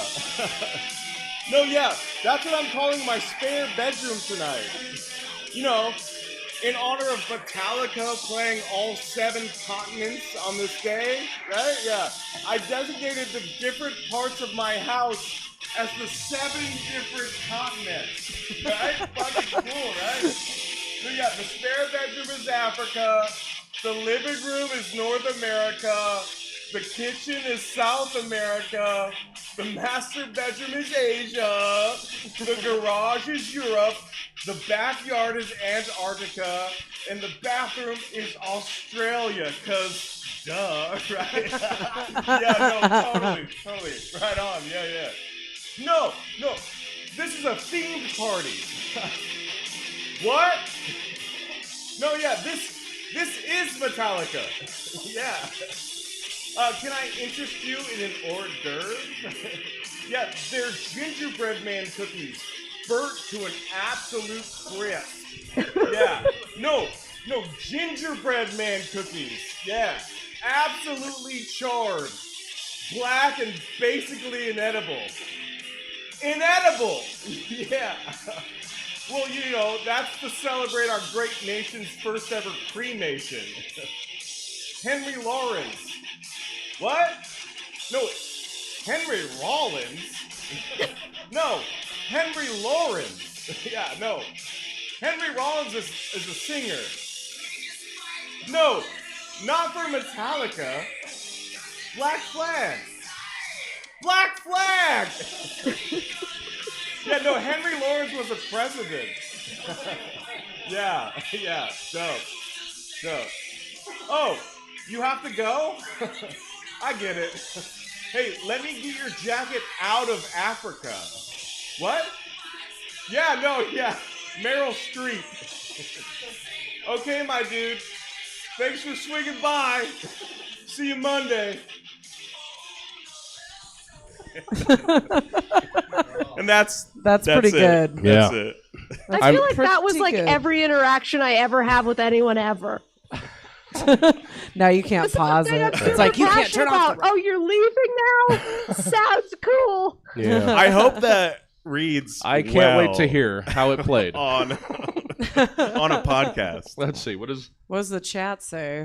Can't hear you over Chat the Metallica intro. Yeah. All right. Yeah, We'll they see. We'll see. how it I mean, goes. I heard it. Me Okay, and Jesse and Kim heard it. Have you so- ever sure had it such a came from. multimedia experience on your for sure. podcast before? Yeah. Have you ever had one I like mean, this? I don't like your Let's pose. say no. I don't like your. I'm going to turn this chair around backwards. Oh. Yeah. Oh God, you're Have you Michelle ever- Pfeiffering it. Have you ever had a multimedia experience like that before, Jesse? No. On your show? I mean, probably not. Yeah, now that probably you not. I think mention it. I'm gonna forever do stab this way with the chair now. Oh, Oh, yeah. man. Yeah, because I'm stabbing the back of this chair, you know what I'm saying? Oh hell yeah! Bing, bing, bing. Hey there, everybody. Hey there. I don't feel good about any of this. All Hey, right. shut up, Bart Simpson. Yeah, Kim, you're up in space. I seriously haven't thought about Bart Simpson in like 6 years, and then I was like, greeting cards? Fucking Bart Simpson. Clearly. All right. Well, thank you, Chris. Yeah, I'm looking forward to seeing how that played. And judging by the first reactions, it did not do well. Damn, we needed a dress rehearsal. Well, It was good. yeah.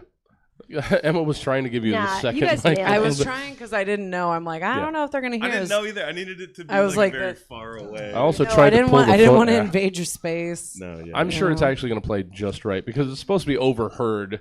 Yes. So Yeah, Well, I I get can it. yeah. tell you This dude guys, has I this song blacked out, blazing. and it sounded great. All I right, have to pee perfect then. so bad. Oh, well, then let's get through Yeah. yours real quick. Emma. Yeah, Did you write too much? I did. I did. Oh, I'm no. cutting out a whole ass paragraph at the end. All right. Well, Emma, on this day in 1776, Crazy. George Washington's army crossed the Delaware River from New Jersey.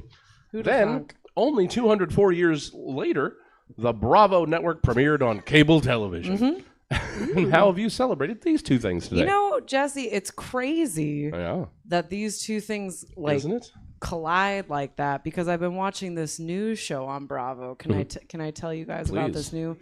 So I've been watching this new show on Bravo. It's called Founding Finesse, a captivating Bravo Channel show starring none other than the legendary George Washington himself. Ooh. Get ready to witness the drama, intrigue, and elegance of the Founding Father as he navigates the treacherous waters of politics, love, and power. In Founding Finesse, George Washington's impeccable style, charisma, and leadership skills take center stage. Follow him as he deftly maneuvers through the complexities of the Revolutionary War, diplomatic negotiations, and the challenges of building a new nation. Witness his strategic genius and unwavering determination as he faces countless obstacles and adversaries. But it's not all serious business. Founding Finesse also delves into George Washington's personal life, showcasing his relationships, friendships, and romantic entanglements. Yeah. Watch as he balances his duties as a leader with the complexity of his personal desires, creating an intriguing blend of emotional depth and political fervor. Well, the weed is good, you guys. I don't know. Oh, yeah. With stunning period costumes, lavish sets, and a talented ensemble cast, Founding Finesse brings history to life like never before. Brace yourself for a thrilling journey into the past as Bravo Channel presents a show that combines the elegance of the 16th century with the addictive drama of today. Ooh, nice. You Spicy. are making so many sales tonight. With I know. I know. No, yeah. I don't know would what it watch was. that. It's like I am to ads tonight as Kim is with Bart Simpson. Yeah. Anyways, I gotta pee. Yeah, please. Yeah, you go, man. I'll read real slow. Wait, Emma, bring the microphone. Don't Have be we weird ever had about it. so many pee breaks in one show? No. Breaking It's records. usually just me peeing. I'm so happy to have like this team of peers. No, everybody's on it today. Kim, I thought you'd really get sink your teeth into this one. But you were greasing my wheels, mister. Oh, hey there. Kim, on this day in 1886, the American Federation of Labor, or AFL, is formed by 26 craft unions. Meanwhile, only 124 years later, SpaceX became the first commercial company to release a spacecraft, the Dragon capsule, into orbit and successfully return it to Earth. What could Kim Martel possibly have to say about these things? Were you screaming that for Emma to hear in the bathroom? No, just... No, he hears it in my soul. Yeah. See, first, I put on the traditional garb. A Terrence Vincent Powderly costume, the former mayor of Scranton, Pennsylvania, head of the Knights of Labor, and the founder of the AFL, just to get myself in the mood. And then I bully management to increase wages and improve working conditions. And in return, they resent me and they don't give me a raise for 3 straight years. Undeterred, I continuously send recommendations to improve workflow and productivity, and they shoot me down, providing thinly veiled threats of termination. And then I set $277 million on fire, which I could have paid for 17,000 people to have Medicare, or 4,000 out-of-state 4-year college degrees, or 60,000 people's groceries for an entire year. But why would anyone want to do that? I just want to point out that this particular prompt had possibly the most rewrites to remove threats of violence. Yeah, that sounds about right. Yes, everyone here heard everything that you just read. And $77 million Yeah. to shoot something into space Yeah. for it to just come down again We all just fucking Jesse, jerk why do you each set other her up for off this? And be like, look what we just fucking needs- did. Do you hear what's happening? I do. And do you think she doesn't need this? But now it was like Kim was like one way when she was in California, right? Then you add that Alabama attitude on top of it. And that Seriously, drawl, I got that Alabama drawl. drawl. threatened to fire me because I asked for a raise, and that was 2.5 years ago. She's still going. Well, yeah. This is I feel I'm going Kim, to bring my powderly costume to work. I feel Kim doesn't have enough opportunities to vent this. That's why I give it almost every show. There's some sort of fucking communist manifesto that I set her up to I love it. she needs it. Sorry, we've just had another another Ditch. another couple And just come in off the almost street. took it. I wish they were here for fart and go. Oh yeah. That would have sold them. Honestly. That would've No, sold 'em. invite them in. We can just start Come on, over. let's just from the top. We'll run it back. All right. So hopefully they'll be back for the 9. It felt like I was chasing them away. That's the impression Oh, that. stop. I'm sorry. They weren't here for fart and go, and they heard my communist manifesto, and then they ran out. I'm so Yeah, sorry. Kim, they No, came wait. for fart and go Fuck because I them. promoted it before I got here. They're like, I hear you got a kiosk in there. Oh man, we can take fart-themed pictures. They got props or All right. okay, sorry. Is a fart-themed picture, is that when everybody just looks like they smelled something, but nobody They're like, wants to say anything? Oh, you can't. Well, see and they my all face have on it. they all have little signs on a stick that just say poof. Oh, yeah. Signs, of course. All right, let's get to the rest of this gosh darn show because know. apparently everybody wants to see the 9 o'clock. Okay. They What's don't the know 9 it's o'clock? It's Dr. Buddy Love. It'd be nice if you would invite me to that show where people want to watch First it. Well, of all, I let's don't know just- that let's anybody get wants to to watch you, it Chris Emery. necessarily. You gotta lay props, here. And I wrote 13 essays. All right, so. let's do this. Emma has 13 pages left. First of all, I feel like I'm just like embodying Jesse's old when he I was on appreciate this it. show. I Yeah. appreciate it. Feels The good. ghost of Jesse, because let's face it, he's basically dead Oh, inside. I'm a shell. Just All right, sucked out next and shell, went into prompt. Emma. Give me a Jaguar, Jesse. Come on. All right. You know what? Let's just go back to the editing of this episode is going to be fantastic. There we go. It's segment 4. It's Toyify It. With Christmas hurtling towards us, we're here to move product. And really, anything can be themed into a fun toy, game, or play set. Or at least, that's what we believe in Toyify It. In Toyify It, it's your task to come up with the board game, action figure, play sets, or other collectively sold separately toys for these everyday situations, scenarios, or concepts. So let's see what we might be finding in our crusty holiday sock. Chris Emery. Yes. Let's hear your toyification of your high school years. Awesome. I need you to hold my microphone. Oh, if you, okay. no, I'm just kidding. Okay. Move over, Pokemon. There's a new trading card game in town. It's called Early 2000s High School. Use your collected deck of heroes to battle your severely balding friends. Each pack of Early 2000s High School cards come with an array of unique characters and weapons. And White Claws. There's the Rich Kid card. And paired with a level 2 Honda Prelude card, you're sure to win the day. But look out for your opponent playing Stepmom's Oxys, or you could lose it all. Build your own personalized deck. Theater kids have a sexuality of +10, but they're susceptible to the overly friendly male teacher race. Evolve your characters too. A level 1 social outcast may seem harmless, but combined with a level 3 unsupervised internet access, and you have a national headline on your hands. Replay your glory years with the House Party Expansion Pack.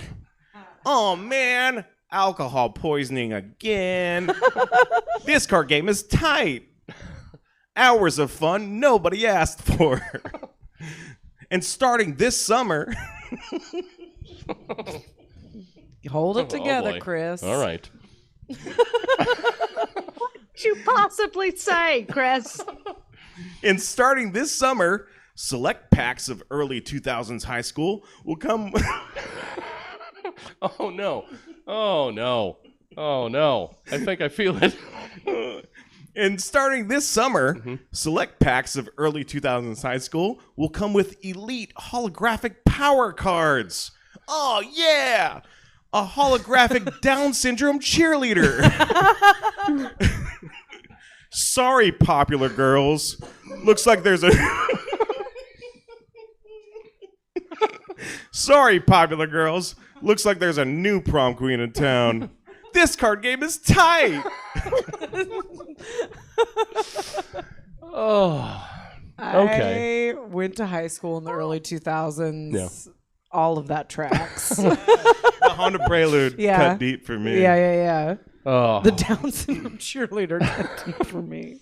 Well, fortunately, you didn't go down the road I thought you were leading us. With I was also on that track. I think Kim and I were thinking early 2000s high school this summer. There was a, early 2000 summer. Might have been a 2001 September. I mean, that was really early fall. Yeah. Oh, man, I forgot. Early fall, Kim, look out. Yeah. I just really... Thank you for giving me that opportunity. Oh, so good. So good. See, mine's going to be all gay now. Well, we'll see. We'll see how gay this is. I can say that. Don't you threaten. Emma, how long is this particular Don't you prom? threaten a good time here. Don't worry about it, Kimberly. No. I do worry about it because I kind of got to hit the John. I can make a meal out of it if that's what you need. No, I think got you're a fine. good quick I think you're fine, Kim.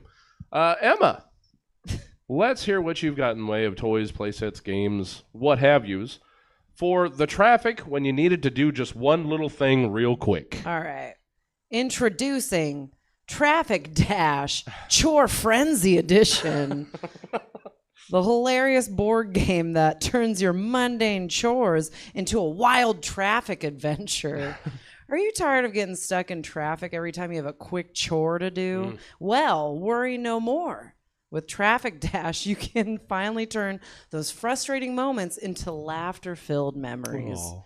In this wacky game, players take on the role of busy commuters with a never-ending to-do list. Your mission? Complete your chores while navigating through a chaotic traffic jam. But be warned, it's not as easy as it sounds. Roll the dice, choose your chore card, and get ready for some mayhem. Will you have to wash your car, grab some groceries, or pick up your dry cleaning? Whatever it is, you'll have to strategize your moves wisely to avoid getting stuck in traffic. But wait, there's more. Traffic Dash is packed with hilarious obstacles and unexpected events. Get caught in a parade of penguins crossing the road. Encounter a herd of cows blocking your way. Hey, you may even face a UFO abduction. You never know what crazy challenges await you. With its colorful, with its colorful board, funny illustrations, and unpredictable gameplay, Traffic Dash is the perfect game to play for family game nights, parties, or even a fun-filled evening with friends. It's a great way to bond, laugh, and unleash your inner traffic ninja. So the next time you need to do one little chore real quick, grab Traffic Dash, chore-friendly edition, and turn the traffic jam into a joyride. Get ready for a hilarious adventure that will have you laughing all the way to the finish line. Oh, the entire time, just seeing the box with the mother, father, and two children. Just so excited. I was worried about reading all these ad-centric things because I'm not. I don't sound excited ever. So I was like, That's I really the most hope. excited I've ever. I really hope I could pull this off. That's what I was thinking. See, I was imagining Kim urinating the entire time when you were sitting. I didn't wash my hands. Yeah. Well, you're at home, Kim. No one cares. Yeah. And we've been worried about, or not worried, but just intrigued about new happenings in the show. Probably the first time every panelist has had a piss break. Yeah. So, yeah. I know. That's why I could have probably held it, but I didn't want to be excluded from the peas. I was you had to be a part of history. That after my pee break, I'm all, Jesse, give me another claw. It's Friday, baby. While I was trying to talk to potential customers. Baby. Make Emma's me about pee to have again. her fun. Fill me back up. Fill me up. All right. Anyways. Well, thank you. My Emma. bladder need blackberry. Nom, nom, nom, nom. Thank you, Emma. It's grapefruit. Yeah. Oh, the least selling call one. me. Is that what you get? I meant You call me fucking grapefruit. That's what I meant. Oh. Rosebud. Kimberly, let's wrap up some toyifying. Sorry. Let's hear what you've got in way of toyification for the taking care of elderly parents.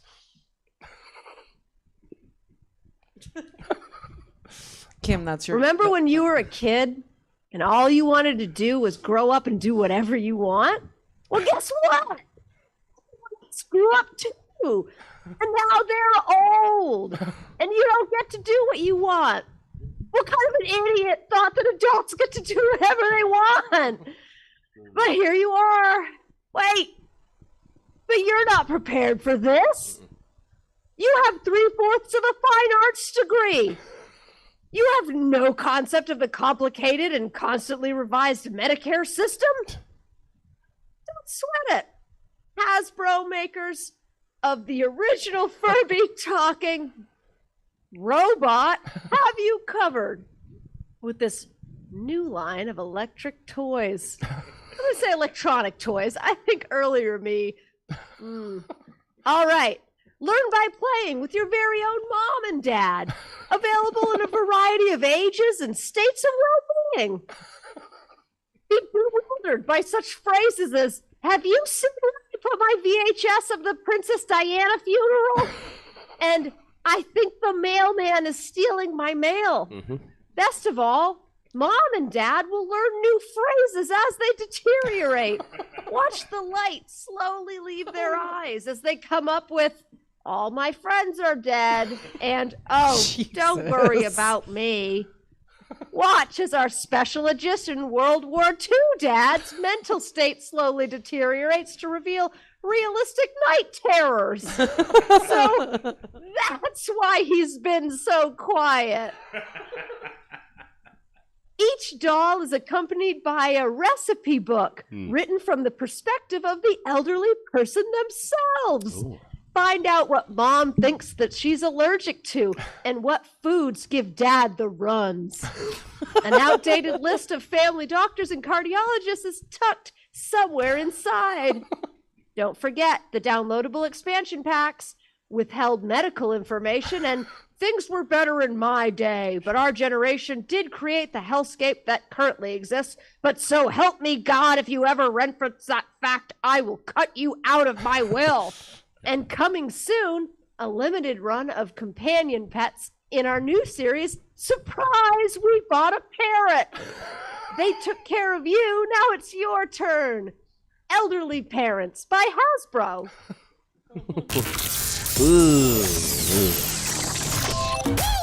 Parrots can live for up to 80 years, you guys. Oh, Kim, the music played. Yeah.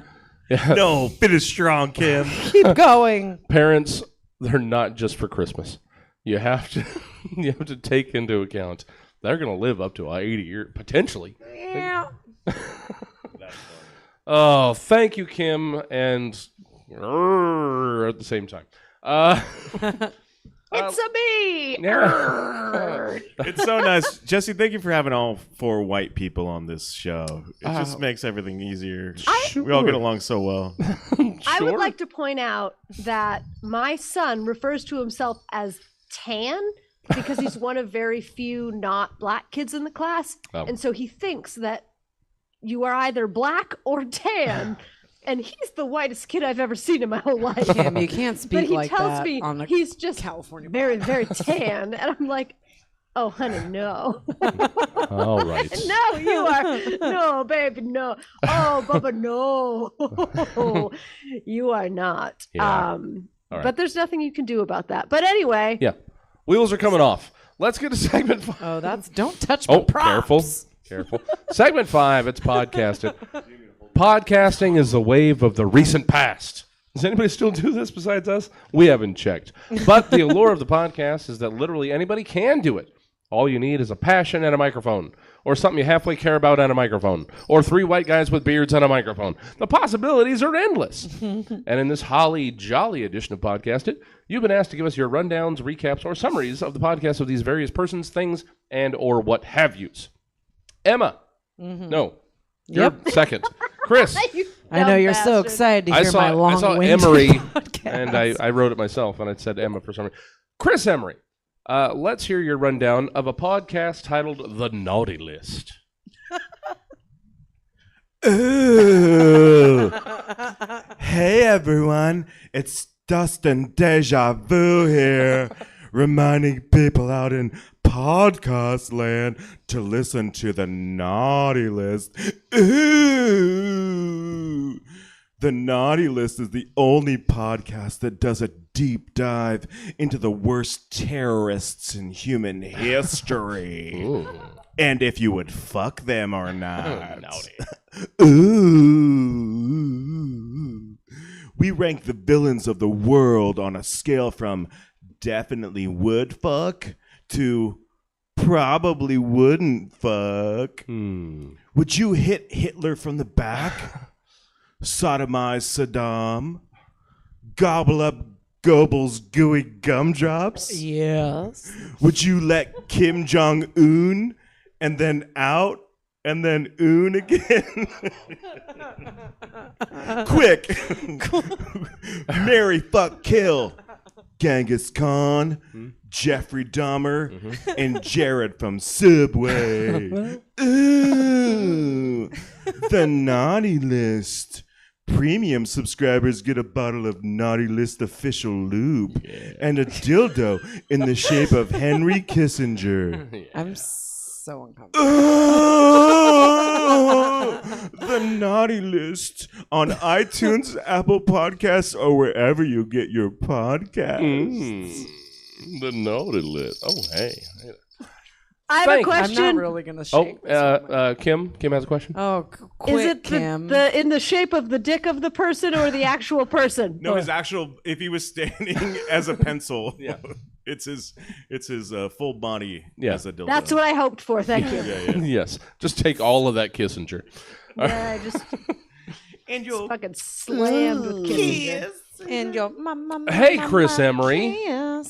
Thank you for being on the gosh darn show again. We've missed you. Thank you So dearly. I had a very fun time.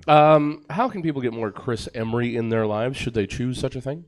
If they haven't been put off by the last hour of what we've done, please maybe come around to Sacramento and see some shows in Sacramento. On ACL and Youth Musical at the Comedy Spot, and we're doing a holiday show just in a week from now. But also follow my Instagram at Chris So Friggin' Handsome Emery, and you will get a new post from me once every month. Ooh. Nice. And it'll be a random picture, probably of my hot wife. Dude, that's a lot. Yeah. If you want to see pictures of my hot wife, follow Chris _ So Friggin' Handsome _ it's so Emery. long, it's obnoxious. And the underscores take it over the top. Yeah. Well, thank you, Jesse. I had a very good time. Thank you so much. Chris. I So wrote happy. this, and I've been afraid to go back on the show because it's I want to make you proud, and so That's how I feel too. you are my surrogate dad. Will you tell me now in front of thousands of people? So very are you proud. proud of We me? have very 6 proud of you, minutes, Chris. Chris. Are you Wrap proud it of up. me? So very proud. Okay, 6 thank you. minutes. That's all I Such need. good stuff. Okay, I have to go to the bathroom. And my bit is This is 10 so minutes weird. I've long. never felt like that. I'm proud of you. Thank you, Jesse. Like cracking a pack and finding a foil Down syndrome cheerleader. Sick. Aw. Ready? Emma Haney. Yeah. Hi there. Let's finish this up. Because we got We Buddy got a out there couple ready minutes. to go. Emma, Yeah. let's hear what you did with what you weren't specifically asked to do. You told me that you reinterpreted it. I did. Let's hear a podcast that takes place in the world of one of those small towns in a Hallmark Christmas movie. So I read it as just make a podcast about people who watch Hallmark entirely Christmas fine, too. movies. That's how I heard it when All I right. read it. All right. Tired of the same old holiday movies? Looking for something that'll make you laugh, cringe, and question your life choices? Well, look no further. Wait, hold on. Yeah, you can shake it.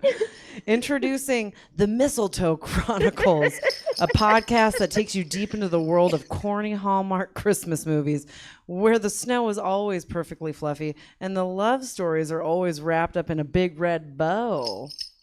There you go. Join our hosts, Holly and Jolly, as they dive headfirst into the glittery abyss of holiday romance, where every small town has a charming bakery, a handsome widower, and a quirky sidekick who always knows just what to say.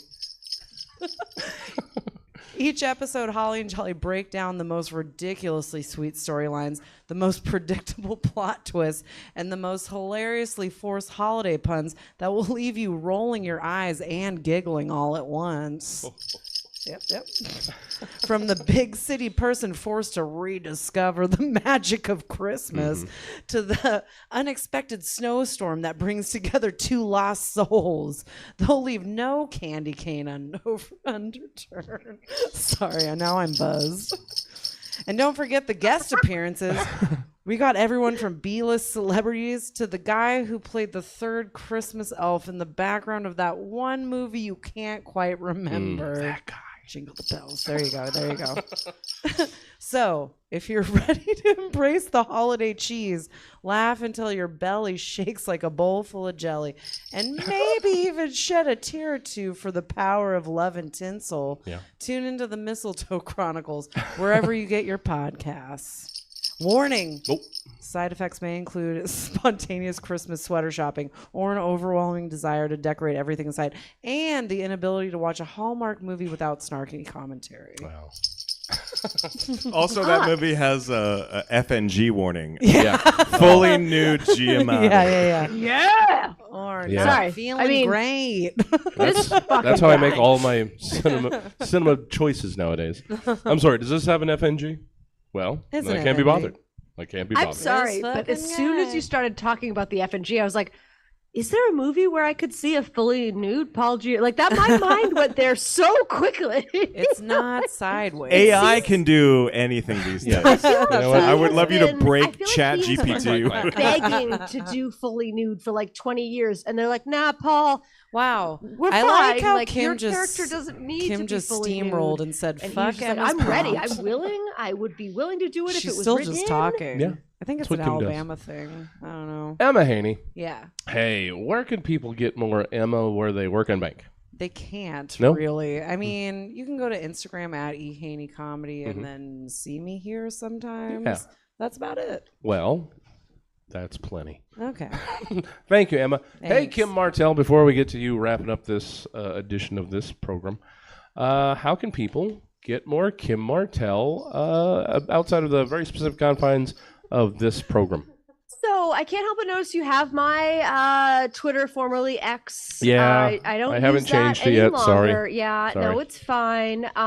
We do post on the Mom Hat. You can Yes. find me at Mom Hat Studios. We're on YouTube. We have a Podbean that you can find out about what we think about other people's game reviews, which is riveting. No, it's good. We're actually very funny, and I'm a little bit miffed that people don't listen to it. Very similar to this. Yeah. Very similar. Yeah. Almost exactly like this. I It's have- good, but nobody listens to it. What the fuck are we doing? We're just hanging out. You need to calm down. Cool. That's it. Oh, I need to calm down? I'm sorry. It was resting on my lap and it fell. All right. At least I didn't do it in the middle of her prompt. Let's get these I'm lushes sorry, the did I fuck just out of Jesse here. Jones myself right there? Moving on. Kim Martel. Let's wrap up this program and never speak of it again. Kim, let's hear your rundown of your podcast. It's a podcast hosted by a ghost and a leprechaun giving their hot takes on other holidays. All right, well, this will be quick.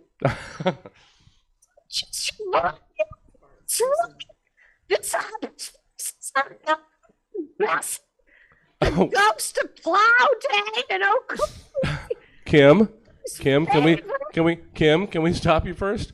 Okay, am I hurting you a little bit? Your mic is just not able to handle all of this. Okay, all right. Don't adjust your volume. That's right. Those high-pitched voices are no other than Bessie, the ghost of Plow Day, and O'Cleary, everybody's favorite shade-throwing leprechaun. They've brought their 4-time Golden Mike Award-winning radio program to the World Wide Web. Find out the latest hot goss surrounding that baby New Year / Cupid feud, and which outdated holidays just aren't doing it for him anymore. We're looking at you, Arbor Day. Yeah. Bessie's classic Boo segment has never cut deeper. So don't wait. Download their podcast, Deck My Balls, today. Available on Apple, Podbean, Spotify, and wherever podcasts are streamed. Happy holidays, cucks. Yeah. And that was the Stab Show. Thank you all for joining us tonight. And, of course, a very special thank you to our incredible panel, Chris Emery, Emma Haney, and Kim Martel. Now, if you think that was something you'd like to become an entire new identity for yourself, then you're in luck. Because this and 377 other episodes of The Stab Show are available for your listening pleasure via the podcast provider of your choice, be it Apple Podcasts, Spotify, or the Good Pods app. Or, if you want to share a space with Stab while it's being Stab in real time, all you have to do is join us at 7:30 Friday nights within the Stab Comedy Theater walls, or your own familiar walls, watching on StabTV.com. And you've got all the stab your heart could stab. And that's all we've got for you tonight. So until next time, I've been your host, Jesse Jones, saying ho, ho, ho, but in neither a jolly or derogatory way. You decide for yourself how I meant it. Good night. Woo! Bye, Kim. I love you. Bye, Kim. All right. Good job, folks. Can I just say, if your name is Skinner and for whatever reason I sent you a podcast and I thought you'd be interested in being on the That's show, some weird and then suddenly you Alabama stopped shit talking to again. me I don't know anymore, what she's talking it's about. totally fine. Skinner, You did can she just say- ignore that I said it too. You can just Alabama. pretend like Is that Roll Roll Tide? Tide. Roll Tide. All right, everybody. We've got another show coming up. It's the gosh darn Dr. Buddy Love Show.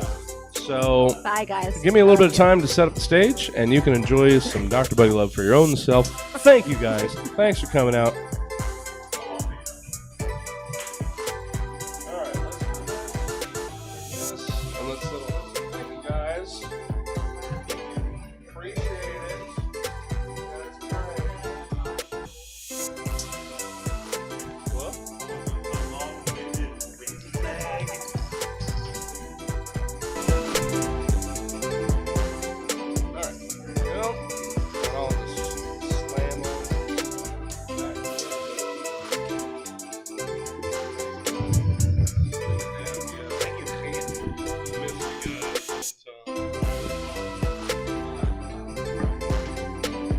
Good to hear.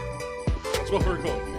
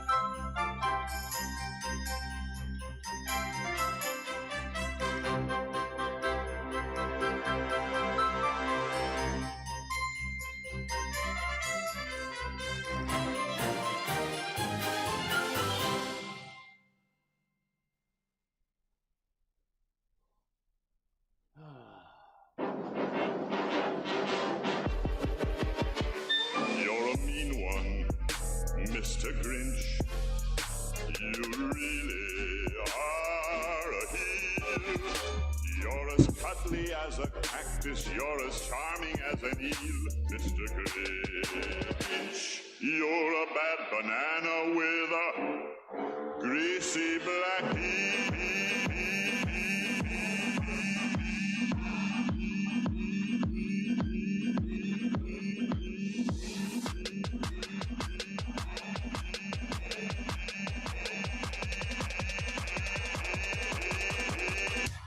You're a monster, Mr. Grinch, Your heart's an empty hole. You're a foul one, Mr. Grinch, Your brain is full of spiders, you've got garlic in your soul, Mr. Grinch. I wouldn't touch you with a 39.5-foot pole.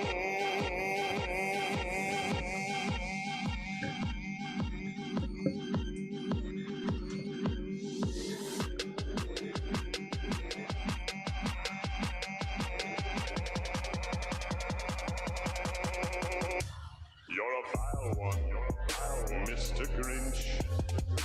You have termites in your smile. You nauseate me, Mr. Grinch. You're a nasty, wasty skunk. Your heart is full of unwashed socks. Your soul is full of gunk, Mr. Grinch. The 3 words that best describe you are as follows, and I quote: stink, stank, stunk. You're a rotter, Mr. Grinch. You're the king of sinful sots. Your heart's a dead tomato splotched with moldy purple spots, Mr. Grinch. Your soul is an appalling dump heap, overflowing with the most disgraceful assortment of deplorable rubbish imaginable, mangled up in tangled up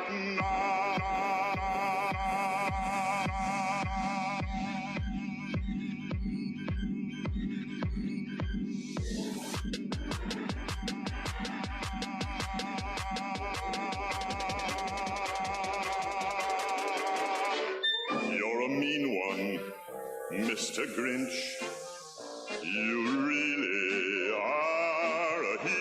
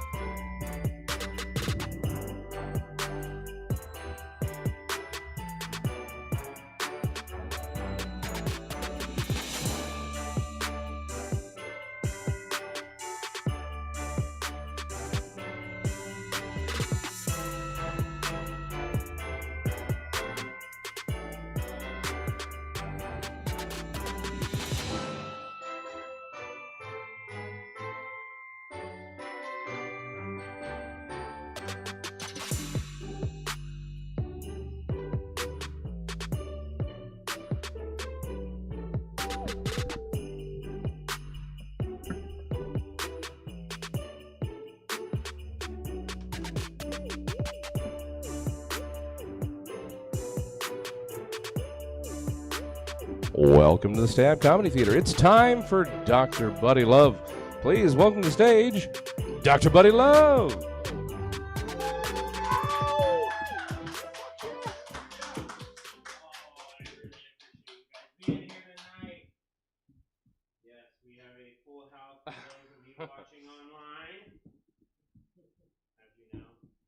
Dr. Buddy Love is always recorded live for an audience at home, and I appreciate that, but we also have an audience in here. And a bunch of brave souls came out because of the weather. You know what? I really appreciate you guys being here.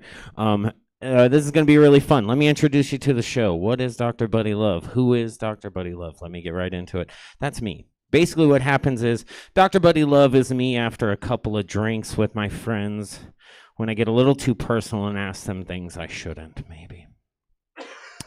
Dr. Buddy Love is me after a couple of cocktails asking my friends if they like to cuddle post-coital.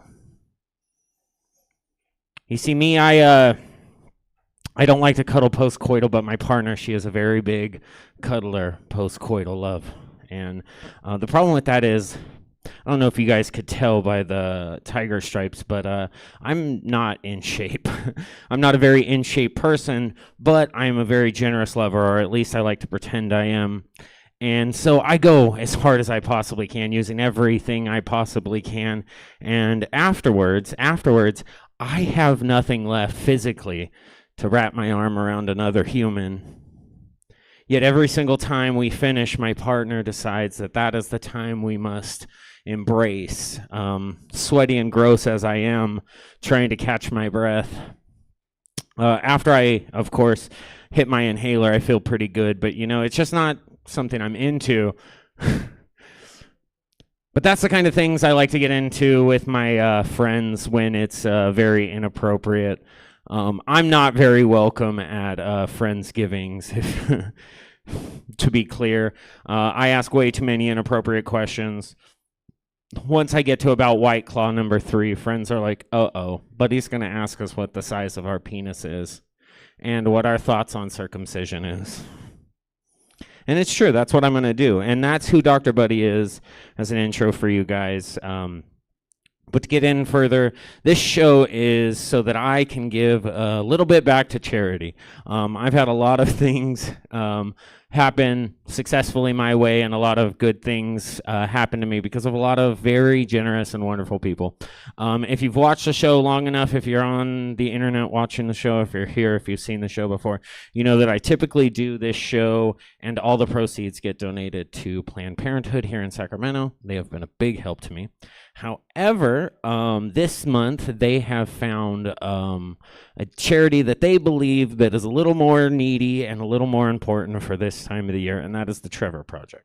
If you guys have not heard about the Trevor Project, please look it up. Please donate as much as you can if you are out there. The Trevor Project is essentially a crisis helpline for LGBTQ youth. It's a wonderful place. There are 24 hours, 7 days a week, text, online, all kinds of support. And I just think it's wonderful. And Planned Parenthood actually got me in contact with these guys. So I'm very glad to say that any donations made will be made to them. I'm going to make donations myself. I'm very happy about that. And that's for the next couple of months of Dr. Buddy Love. So if you're here watching the show live, your money goes to that. And I think that's really, really cool. So thank you guys. Now, here's where we get to the funny parts, the comedy part. Okay, so there's going to be a couple of sections here. I'm going to tell you guys some sex positive funny jokes through my years of learning about sex. I've done a lot of learning. I've done a lot of reading in hopes that I get to have sex one day. My partner doesn't like that joke. She says I need to read more. But here's a couple of facts I learned along the way that I would like to share with you guys. You guys know how many people it takes to make an orgy? There is an actual number. Do you guys know the number? Anyone want to give a shout out, a number? It's a little more than that. That's even too low. It's 10.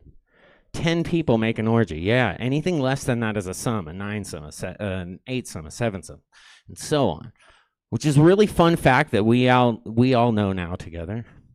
And it's something for the memory bank, but maybe not something that I should have brought up in the group text with my workmates. Because when there was 9 of us in a group chat, I decided to say, hey, we should hire one more so that we can have an orgy. And that was why I was fired this week, you guys. We're just, it was a problem. Here's something I learned along the way that an old guy in a bar told me once, and I take it as fact because he had a really thick mustache. He said that the bar stool was invented to make women horny. Did you guys know this? Did you guys know this? It's true. Apparently the bar stool makes women sit up straighter, which makes them get horny faster. I don't know. He was very drunk, and he was in my face. But I would just like to think that that's, really cool, invention to get you horny, it's very uncomfortable. There has to be a reason for it, right? Do you like sitting in a bar stool? No, nobody does. It's uncomfortable. Nobody has this at school. Here's another fact I learned, and this one's very interesting for everyone in the room here. Did you guys know that the female orgasm lasts 3 times longer than the male orgasm? True fact. True fact. Yes, he did. And I think everyone in this room and everyone online can agree that that's fair compensation for the wage gap. No, it's not. It's not. And that's terrible. And if you guys laughed at that, and if you're at home laughing at that, please go hug your mother. Please go hug your mother. Read this one today from Reddit, so of course it's true. In 2023, it's the first year where more women used escort services than men. So it just goes to show that, like, men have found more illegal ways to get sex in the New Year's. And I just think that's kind of cool. Last terrible sex fact that I have for you guys. Did you know that Texas has a law? Texas has this law that you're only allowed 6 sex toys. You're only allowed to own 6 sex toys, which is weird because it's the exact amount that can fit into a 6-shooter, but not quite enough for everyone at your orgy to have a toy to play with, which I just don't think is okay. So now I've applied you with sex facts that you guys can take and tell at the water cooler at Monday. And I'm sure that they won't get you in trouble with anybody. If your HR wants to meet with you, just tell them that you heard it at Dr. Buddy, who is definitely a real doctor, even though my therapist tells me that I have to legally tell you guys that I am not a licensed doctor. But he's no fun, so we're going to drop it. So, the White Claws are kicking in, you guys. So I'm going to tell you guys a little bit about my sex history. You know, I like to share a little bit for you guys so that we can just feel comfortable talking about sex stories. Do you guys know that you can break your penis? It's a true fact. Internet, look it up. Here's the thing. It happened to me. I broke my penis when I was 16 years old. I was at a young lady's house, and her parents came up with a clever idea to keep us from having sex. They said that I could spend the night with their daughter as long as we slept on the couch, because that would make it impossible for us to have sex. Apparently, her parents had very bland sex, I guess, but they didn't think that one through, and halfway through the night, me and my girlfriend at the time were making out, you know, as 16-year-olds do. And I got erect, as boys do, when the wind blows by them. And it was at that moment that my girlfriend thought that it would be really funny to start a tickle fight. I don't know if you guys can tell by the soft hands and the jelly belly, but I'm a very ticklish boy. And as she started to tickle me, I jolted so hard that I fell off the couch, landing face forward. Dick first. Is at that moment I heard out loud my body making a loud popping noise. I got up, screamed as loud as I possibly could, ran down her hallway into her bathroom. Screamed so loudly that it of course woke her parents. And now I have my girlfriend and her parents outside of her bathroom door knocking and just asking, "Hello, young man, are you okay? Is everything okay in there, young man?" And I didn't know what to do, and I didn't know what to do with myself, so I saw that she had a window in that bathroom, and I opened it up and I escaped. And I drove home, and I got my grandma to drive me to the hospital because I did not know how to tell the doctor that I had broken my penis. And then when I showed up to school that week with a penis cast, do you guys know what a penis cast is? I'll give you guys a visual. Just assume your 5th grade volcano project around a boy's penis. Like a reverse dog cone. You know what I'm talking about? so that it couldn't bite itself, I guess. I don't know the use of it, but it made me look for 2 weeks at school like I had a semi-erection. And my girlfriend asked me, hey, why did you run away? What happened?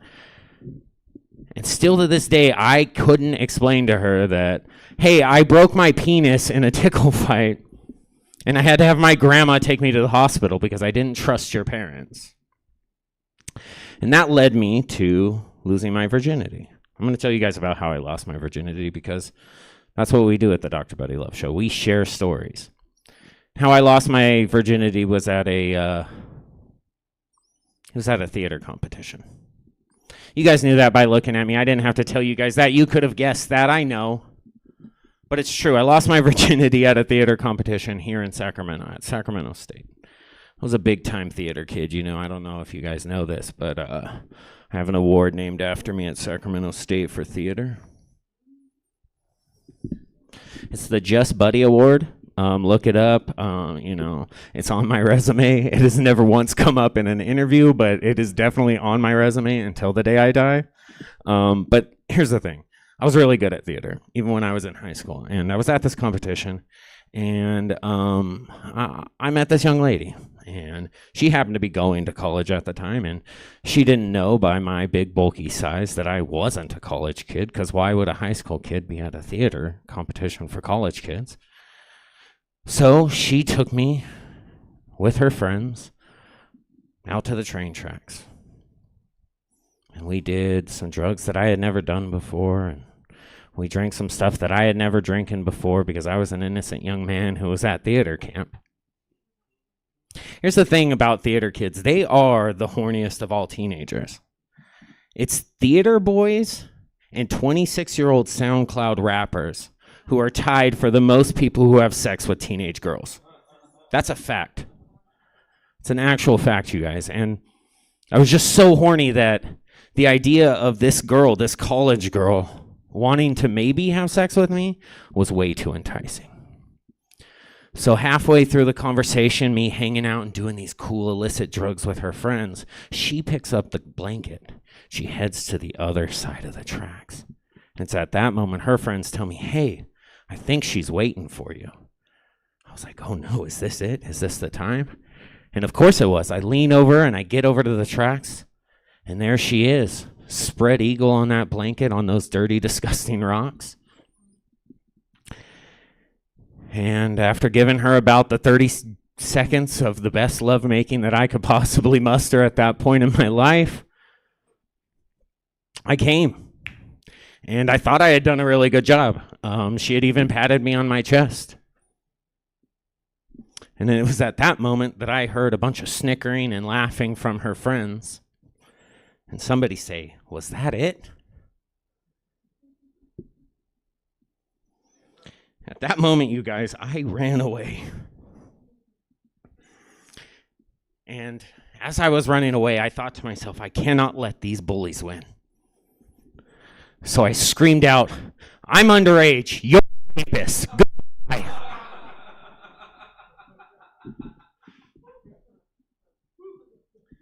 I made a lot of dumb mistakes as an 18-year-old. As teenagers do. I got married very young. I have my ex-wife's name tattooed on my inner lip. It's still there. The tattoo artist said, oh, it'll only last 5 years. I'm 35, you guys. 17 years later, it's still there.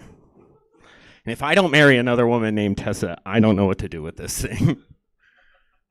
But here's the thing. I married young at 18, and because I married young, of course, the inevitable happened. I divorced very young. But lucky for me, my ex-wife, she had decided to leave me for a hot college student, and they were going to go to Arizona State. I was like, wonderful, perfect. This is all I need. Now I can sit home. I'm 18 years old. This is the birth of internet porn. Everything's perfect for me. I start scrolling my favorite porn site one day, and I'm just thankful for never having to see that terrible woman again in my life. And then I scroll by a thumbnail with a very familiar pair of ass cheeks, wearing an Arizona State beanie cap.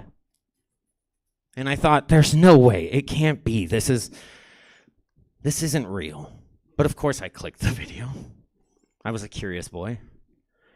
And there it was, my ex-wife, along with 2 much hotter college women. Now, she was a very beautiful woman, but I must tell you, she left me, so in my mind, she's an ugly troll.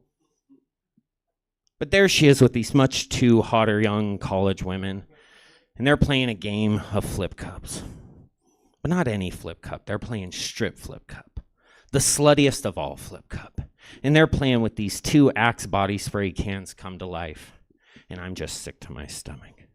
As the video goes on, everyone gets naked, of course, because nobody's good.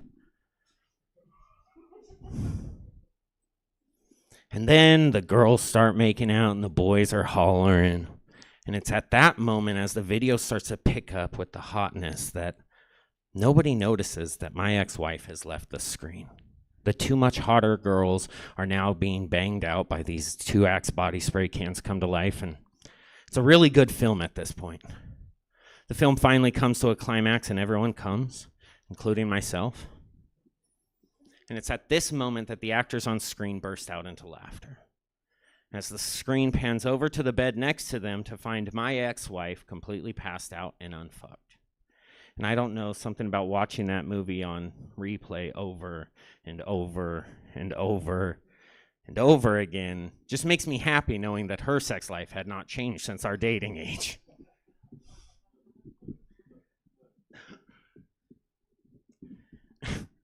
So I have one more. I call this one my favorite porn story. It also involves my grandma. Don't let me lose you guys. Don't let me lose you guys. No, this one's called my favorite porno. You see, my dad liked to spend a lot of time in prison when I was younger. That was just his thing. So last time he went off to prison, he had left me a little gift because, you know, he was a caring dad, as they are. He left me a shopping bag filled with pornography, both in VHS and DVD form, none of which had a case on it. But there was one little VHS that caught 12-year-old Buddy's heart. It was a little movie called Max World 8. It was about a gray, older-haired gentleman who would drive around in this dirty, disgusting old van. And in every town he would go to, there would be just some hot young woman ready to fuck him. And I want you guys to know it, at 12 years old, that was the dream. That was everything to me. And I want you to know it, at 35, that dream has not shifted as far as it probably should have, if I'm being honest with you guys. But one day I'm coming home from school, and my grandma has decided that it's finally time to clean up the house, and we're going to get rid of all the VHSs and move on to the digital era of DVDs. In her hand, freshly plucked from my DVD player, is a little movie called Max World 8. It was a frequent after-school watch. I tell you guys, I was a fan. She hands the movie to my sibling, and she says, "Put this in the cartoon section." And it's at that moment I could have shut my mouth. Nobody would have known the difference. It would have gone to some home, and everything would have been okay. But I was such a fan of this film that I just had to speak up. I said, Grandma, no. That's not a cartoon." She snapped back at me. She said, "Yes, it is. It's that stupid superhero mouse." I said, "No. That's Mighty Mouse." We argued back and forth for a little bit, and eventually she hands the movie to my sibling and she says, "Put it in the VHS player and prove him wrong."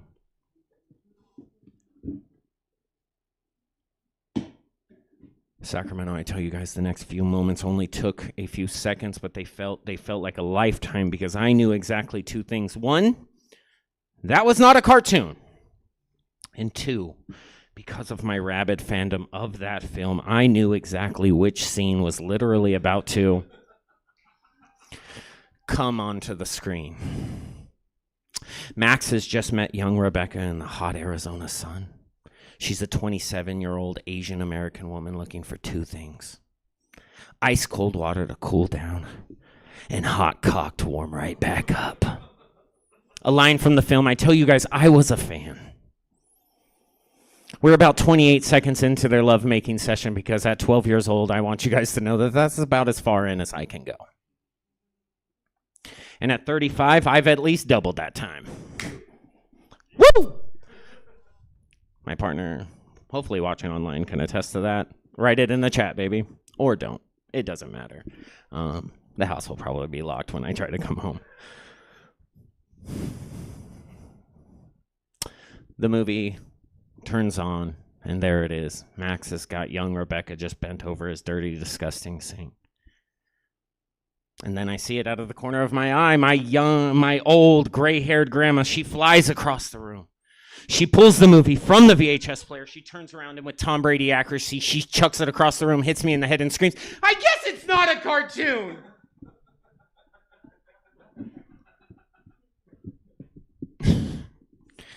That is my history with sex, and that is how I became a sexpert, as I like to tell my friends at Applebee's on a Saturday night. Come check me out on an Applebee's Saturday night.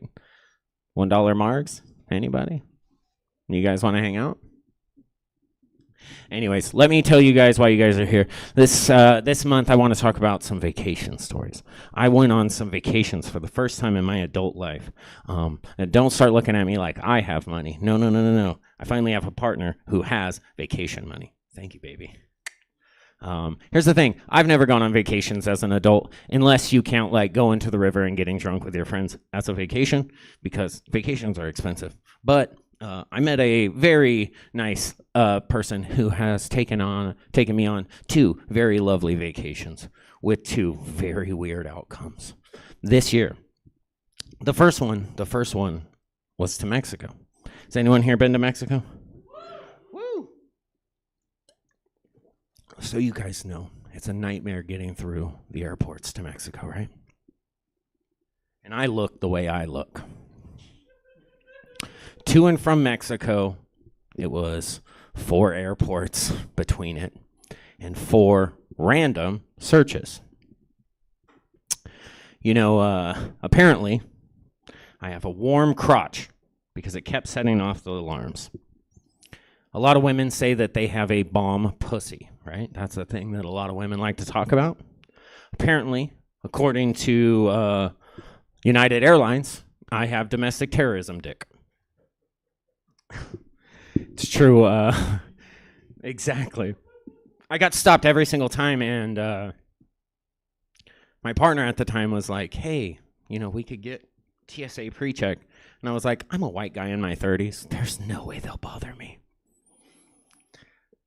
I was very wrong. Apparently, I look like a criminal. I don't know why. Maybe it's the weed t-shirt I was wearing, or the fact that I smelled like weed, or the fact that they had to confiscate many weed pens from my bag, because apparently you can't fly to Mexico with weed pens.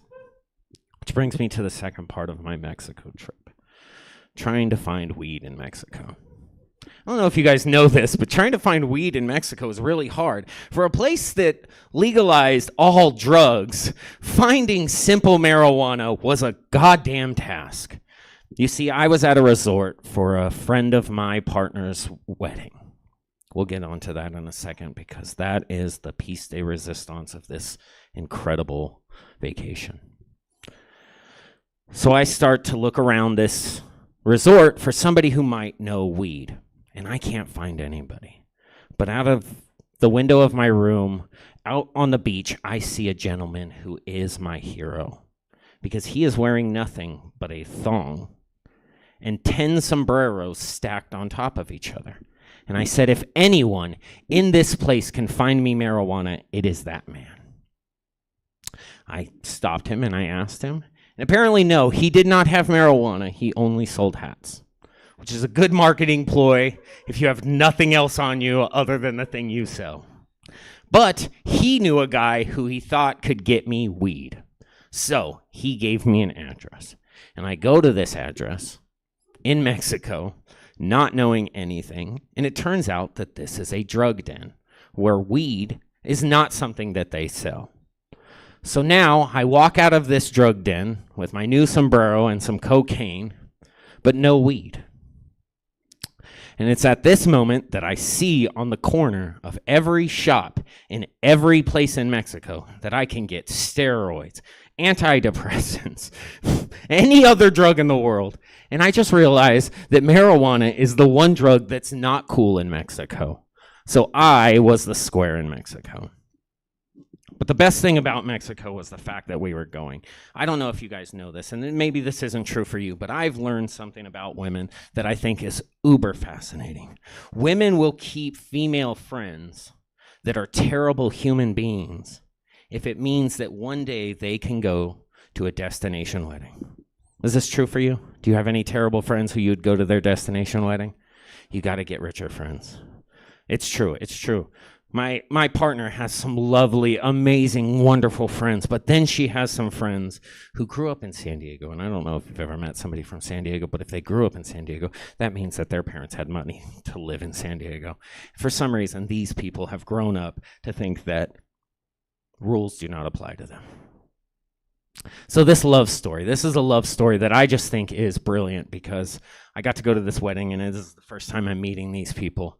And right before the wedding, drama happens. You see, the fiance was found on a website, Are You Dating This Man?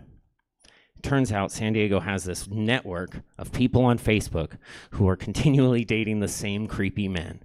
And so they've protected themselves by putting these men's profiles on a website and going, hey, is this guy also sending you dick pics? And also, are you dating this guy?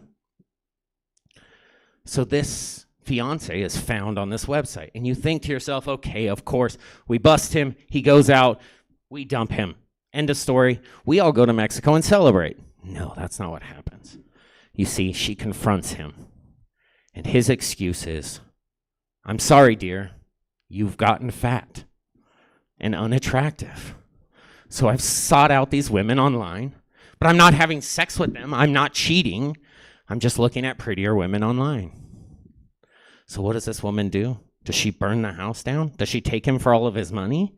No. She loses a bunch of weight. She goes to Mexico to have her dream wedding. And it deserves that exact response because that is just the most horrendous thing I can think of. But then when we get to the wedding, we realize that everyone in the family has found this drama out. So for a week straight leading up to this wedding, it is drama city. Moms are pulling the bridesmaids aside and saying, you have to convince her to leave. She needs to be protected. Everything breaks down. There's so much drama, crying and cussing. Then we get to the wedding.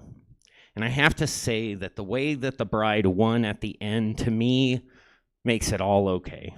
Because, of course, without me having to tell you, these were Disney adults. You guys knew that by just the way I described them. They're Disney adults, meaning that their whole life revolves around Disneyland.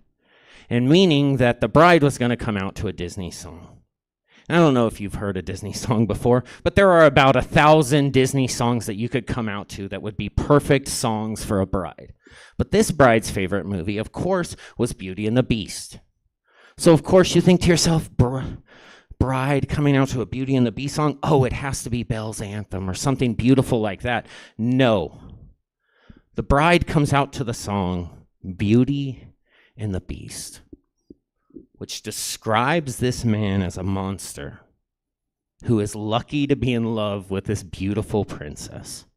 And I don't know, something about her walking down the aisle to that song and his stupid face being on camera while that song played to her victory march will forever be ingrained in my mind as the greatest victory a bewildered bride could ever have.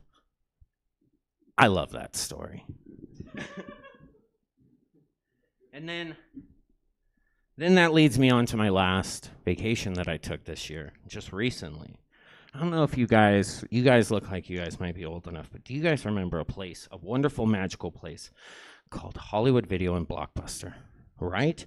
Blockbuster was amazing. Every Friday, my grandma would pick me up from school after the bullies gave me wedgies, and she would take me to Blockbuster, and I would get to pick a movie. It was wonderful. Well, my partner found out that there's one Blockbuster remaining in the world, and it happens to be in Bend, Oregon, about 8 hours from here. And my partner thought that it would be a great idea for us to take a country road trip up to Bend, Oregon to see the very last Blockbuster. Lovely, right?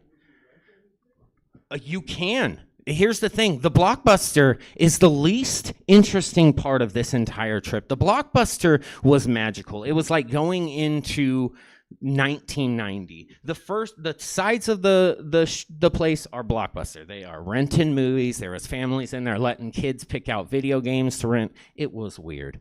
Then they have a whole memorabilia section. And yes, I did spend $150 on sweats and sweaters and stuff for me and my partner to match that say Blockbuster on them. And I don't care. And also, yes, I spent $2 on a Blockbuster card with my name on it. And I don't care. I'm never going to go up there and rent a movie. But it doesn't matter. It was the most amazing thing. But that wasn't the crazy part. The crazy part is I don't do well on long country drives. I'm just not a good road partner. I'm not a good passenger princess, so I have to drive. And I'm so nervous on the road that I'm constantly just flipping off old ladies the whole time. And I don't know if you guys know this, but California highways are 70, 65 miles per hour.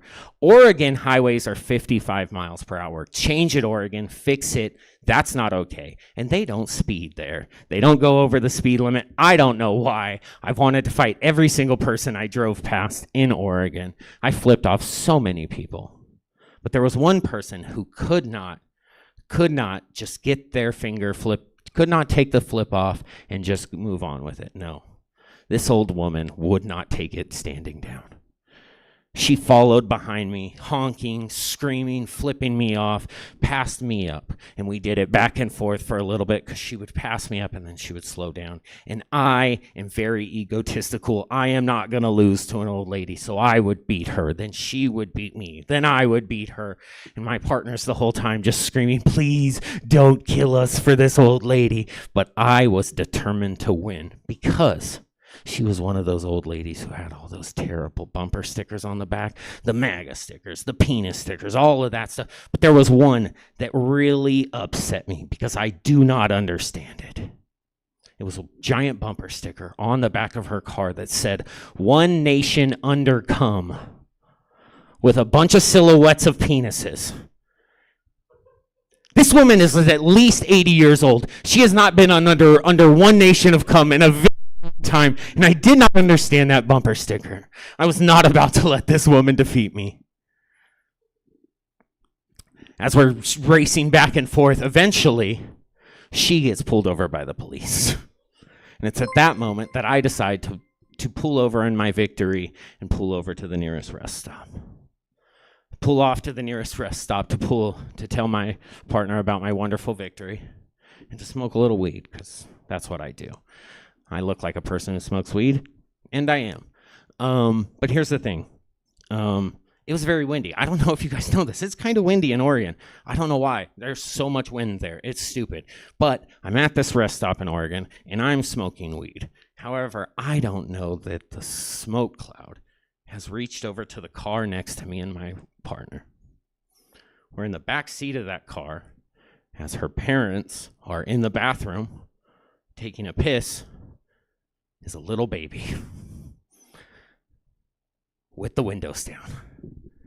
And now all my weed smoke is in that car, hotboxing that 4-year-old. And she's just laughing her ass off. And I'm realizing now what has happened. I've just gotten this baby high. And my partner's freaking out. She's like, we have to drive away. I'm like, I can't drive away. The parents saw me when we got here. They're going to know our license plate. I have to get the smoke out of there. So I told her to watch as the parents were still in the bathroom. And I went to the car and I wiped the smoke out of that baby's face. And as the parents came back, I watched them get into the car. And the dad just looks over to my car and he goes, "Fucking hippie loser." And then they drove off. And it's at that moment I stopped feeling bad for getting their daughter high. Because fuck that guy. Here's the last story I want to tell you guys. It's the last story on my amazing trip. I talk a lot about weed. And I talk a lot about doing weed and sex and all of that stuff. Here's something that they don't really tell you. It's the THC to ED train. It's a real thing. Sometimes you get too high. You can't perform sexually. So I got too high the night of the Blockbuster trip because I got excited. I wanted to be high in Blockbuster because I hadn't gotten to do that as a kid. Apparently, I just wasn't cool when I was a kid. So I was like, I want to be high in Blockbuster. So after we leave the Blockbusters, when I've realized that Oregon weed hits a little differently. And now I'm too high to function. And my partner decides to celebrate us seeing the last Blockbuster ever by having sex with me. And it doesn't work. So I decide, I know it'll work if I get into a hot tub. If I get into a hot tub, I'll feel better. I'll feel awake enough to have sex. We're in the hot tub, and it's at that point that I had been so high that I started to have the spins, and I just started vomiting in the hot tub of this poor hotel in Bend, Oregon. I apologize to you. You guys had to clean it up the next morning. It was rough. And all this led me to believe that, no matter how many trips I have, no matter how many wonderful things come my way, that there will be times when I get too high or too drunk to perform sex. My partner's just going to have to deal with that. So I hope that I'm funny enough and I look good enough in a crop top that she forgives me sometimes. All right, I want to thank you guys. Before we get to the very end of this, you guys, thank you, Emma, for being here. Appreciate you, friend. This is really fun. Thank you guys for being here. A lot of this is newer stuff that I've been working on. It's very fun to do it in front of a whopping crowd of 100 people. I appreciate you guys coming out. I appreciate you guys drinking. I want to thank you guys a lot. I want to thank Jesse for letting me do this show. If you guys are watching online, I want to thank you guys for continuing to watch. If you guys want to come out next month, it's every second Friday of the month. Usually we have a bigger crowd. We get all into it. It's really fun. But also, if you're here on Fridays, Saturdays, there's always shows. Thursdays, Sundays, there's always open mics. Come have fun. Come drink cheap alcohol. Come get drunk with the doctor. And you guys have a lovely night. Thank you. Alrighty, that is it for us. We've got a full night of improv tomorrow, starting at 7 and running all the way to 10. So we got a 7, 8, 9, and 10, all improv, various forms, various types, various style. Check out stabcomedytheater.com for our full calendar of events. We're live here in person Thursdays through Sundays, and we stream everything we do 6 nights a week. Online audience. Yeah, you guys are out there. You're there. Honest. For realsies. Where would we like to send you? Who's doing things? Who of our friends are doing things? You know what? Fine Tonight. I haven't seen them on in a long time. Let's make sure they're not about to sign off, and we'll send you guys over to Fine Tonight live. Yeah, they'll only be going an hour and a half. They'll probably be on. Let's send you guys over to Fine Tonight live, and we will see you back here tomorrow at 7. Have a good night. Hold on for the wait.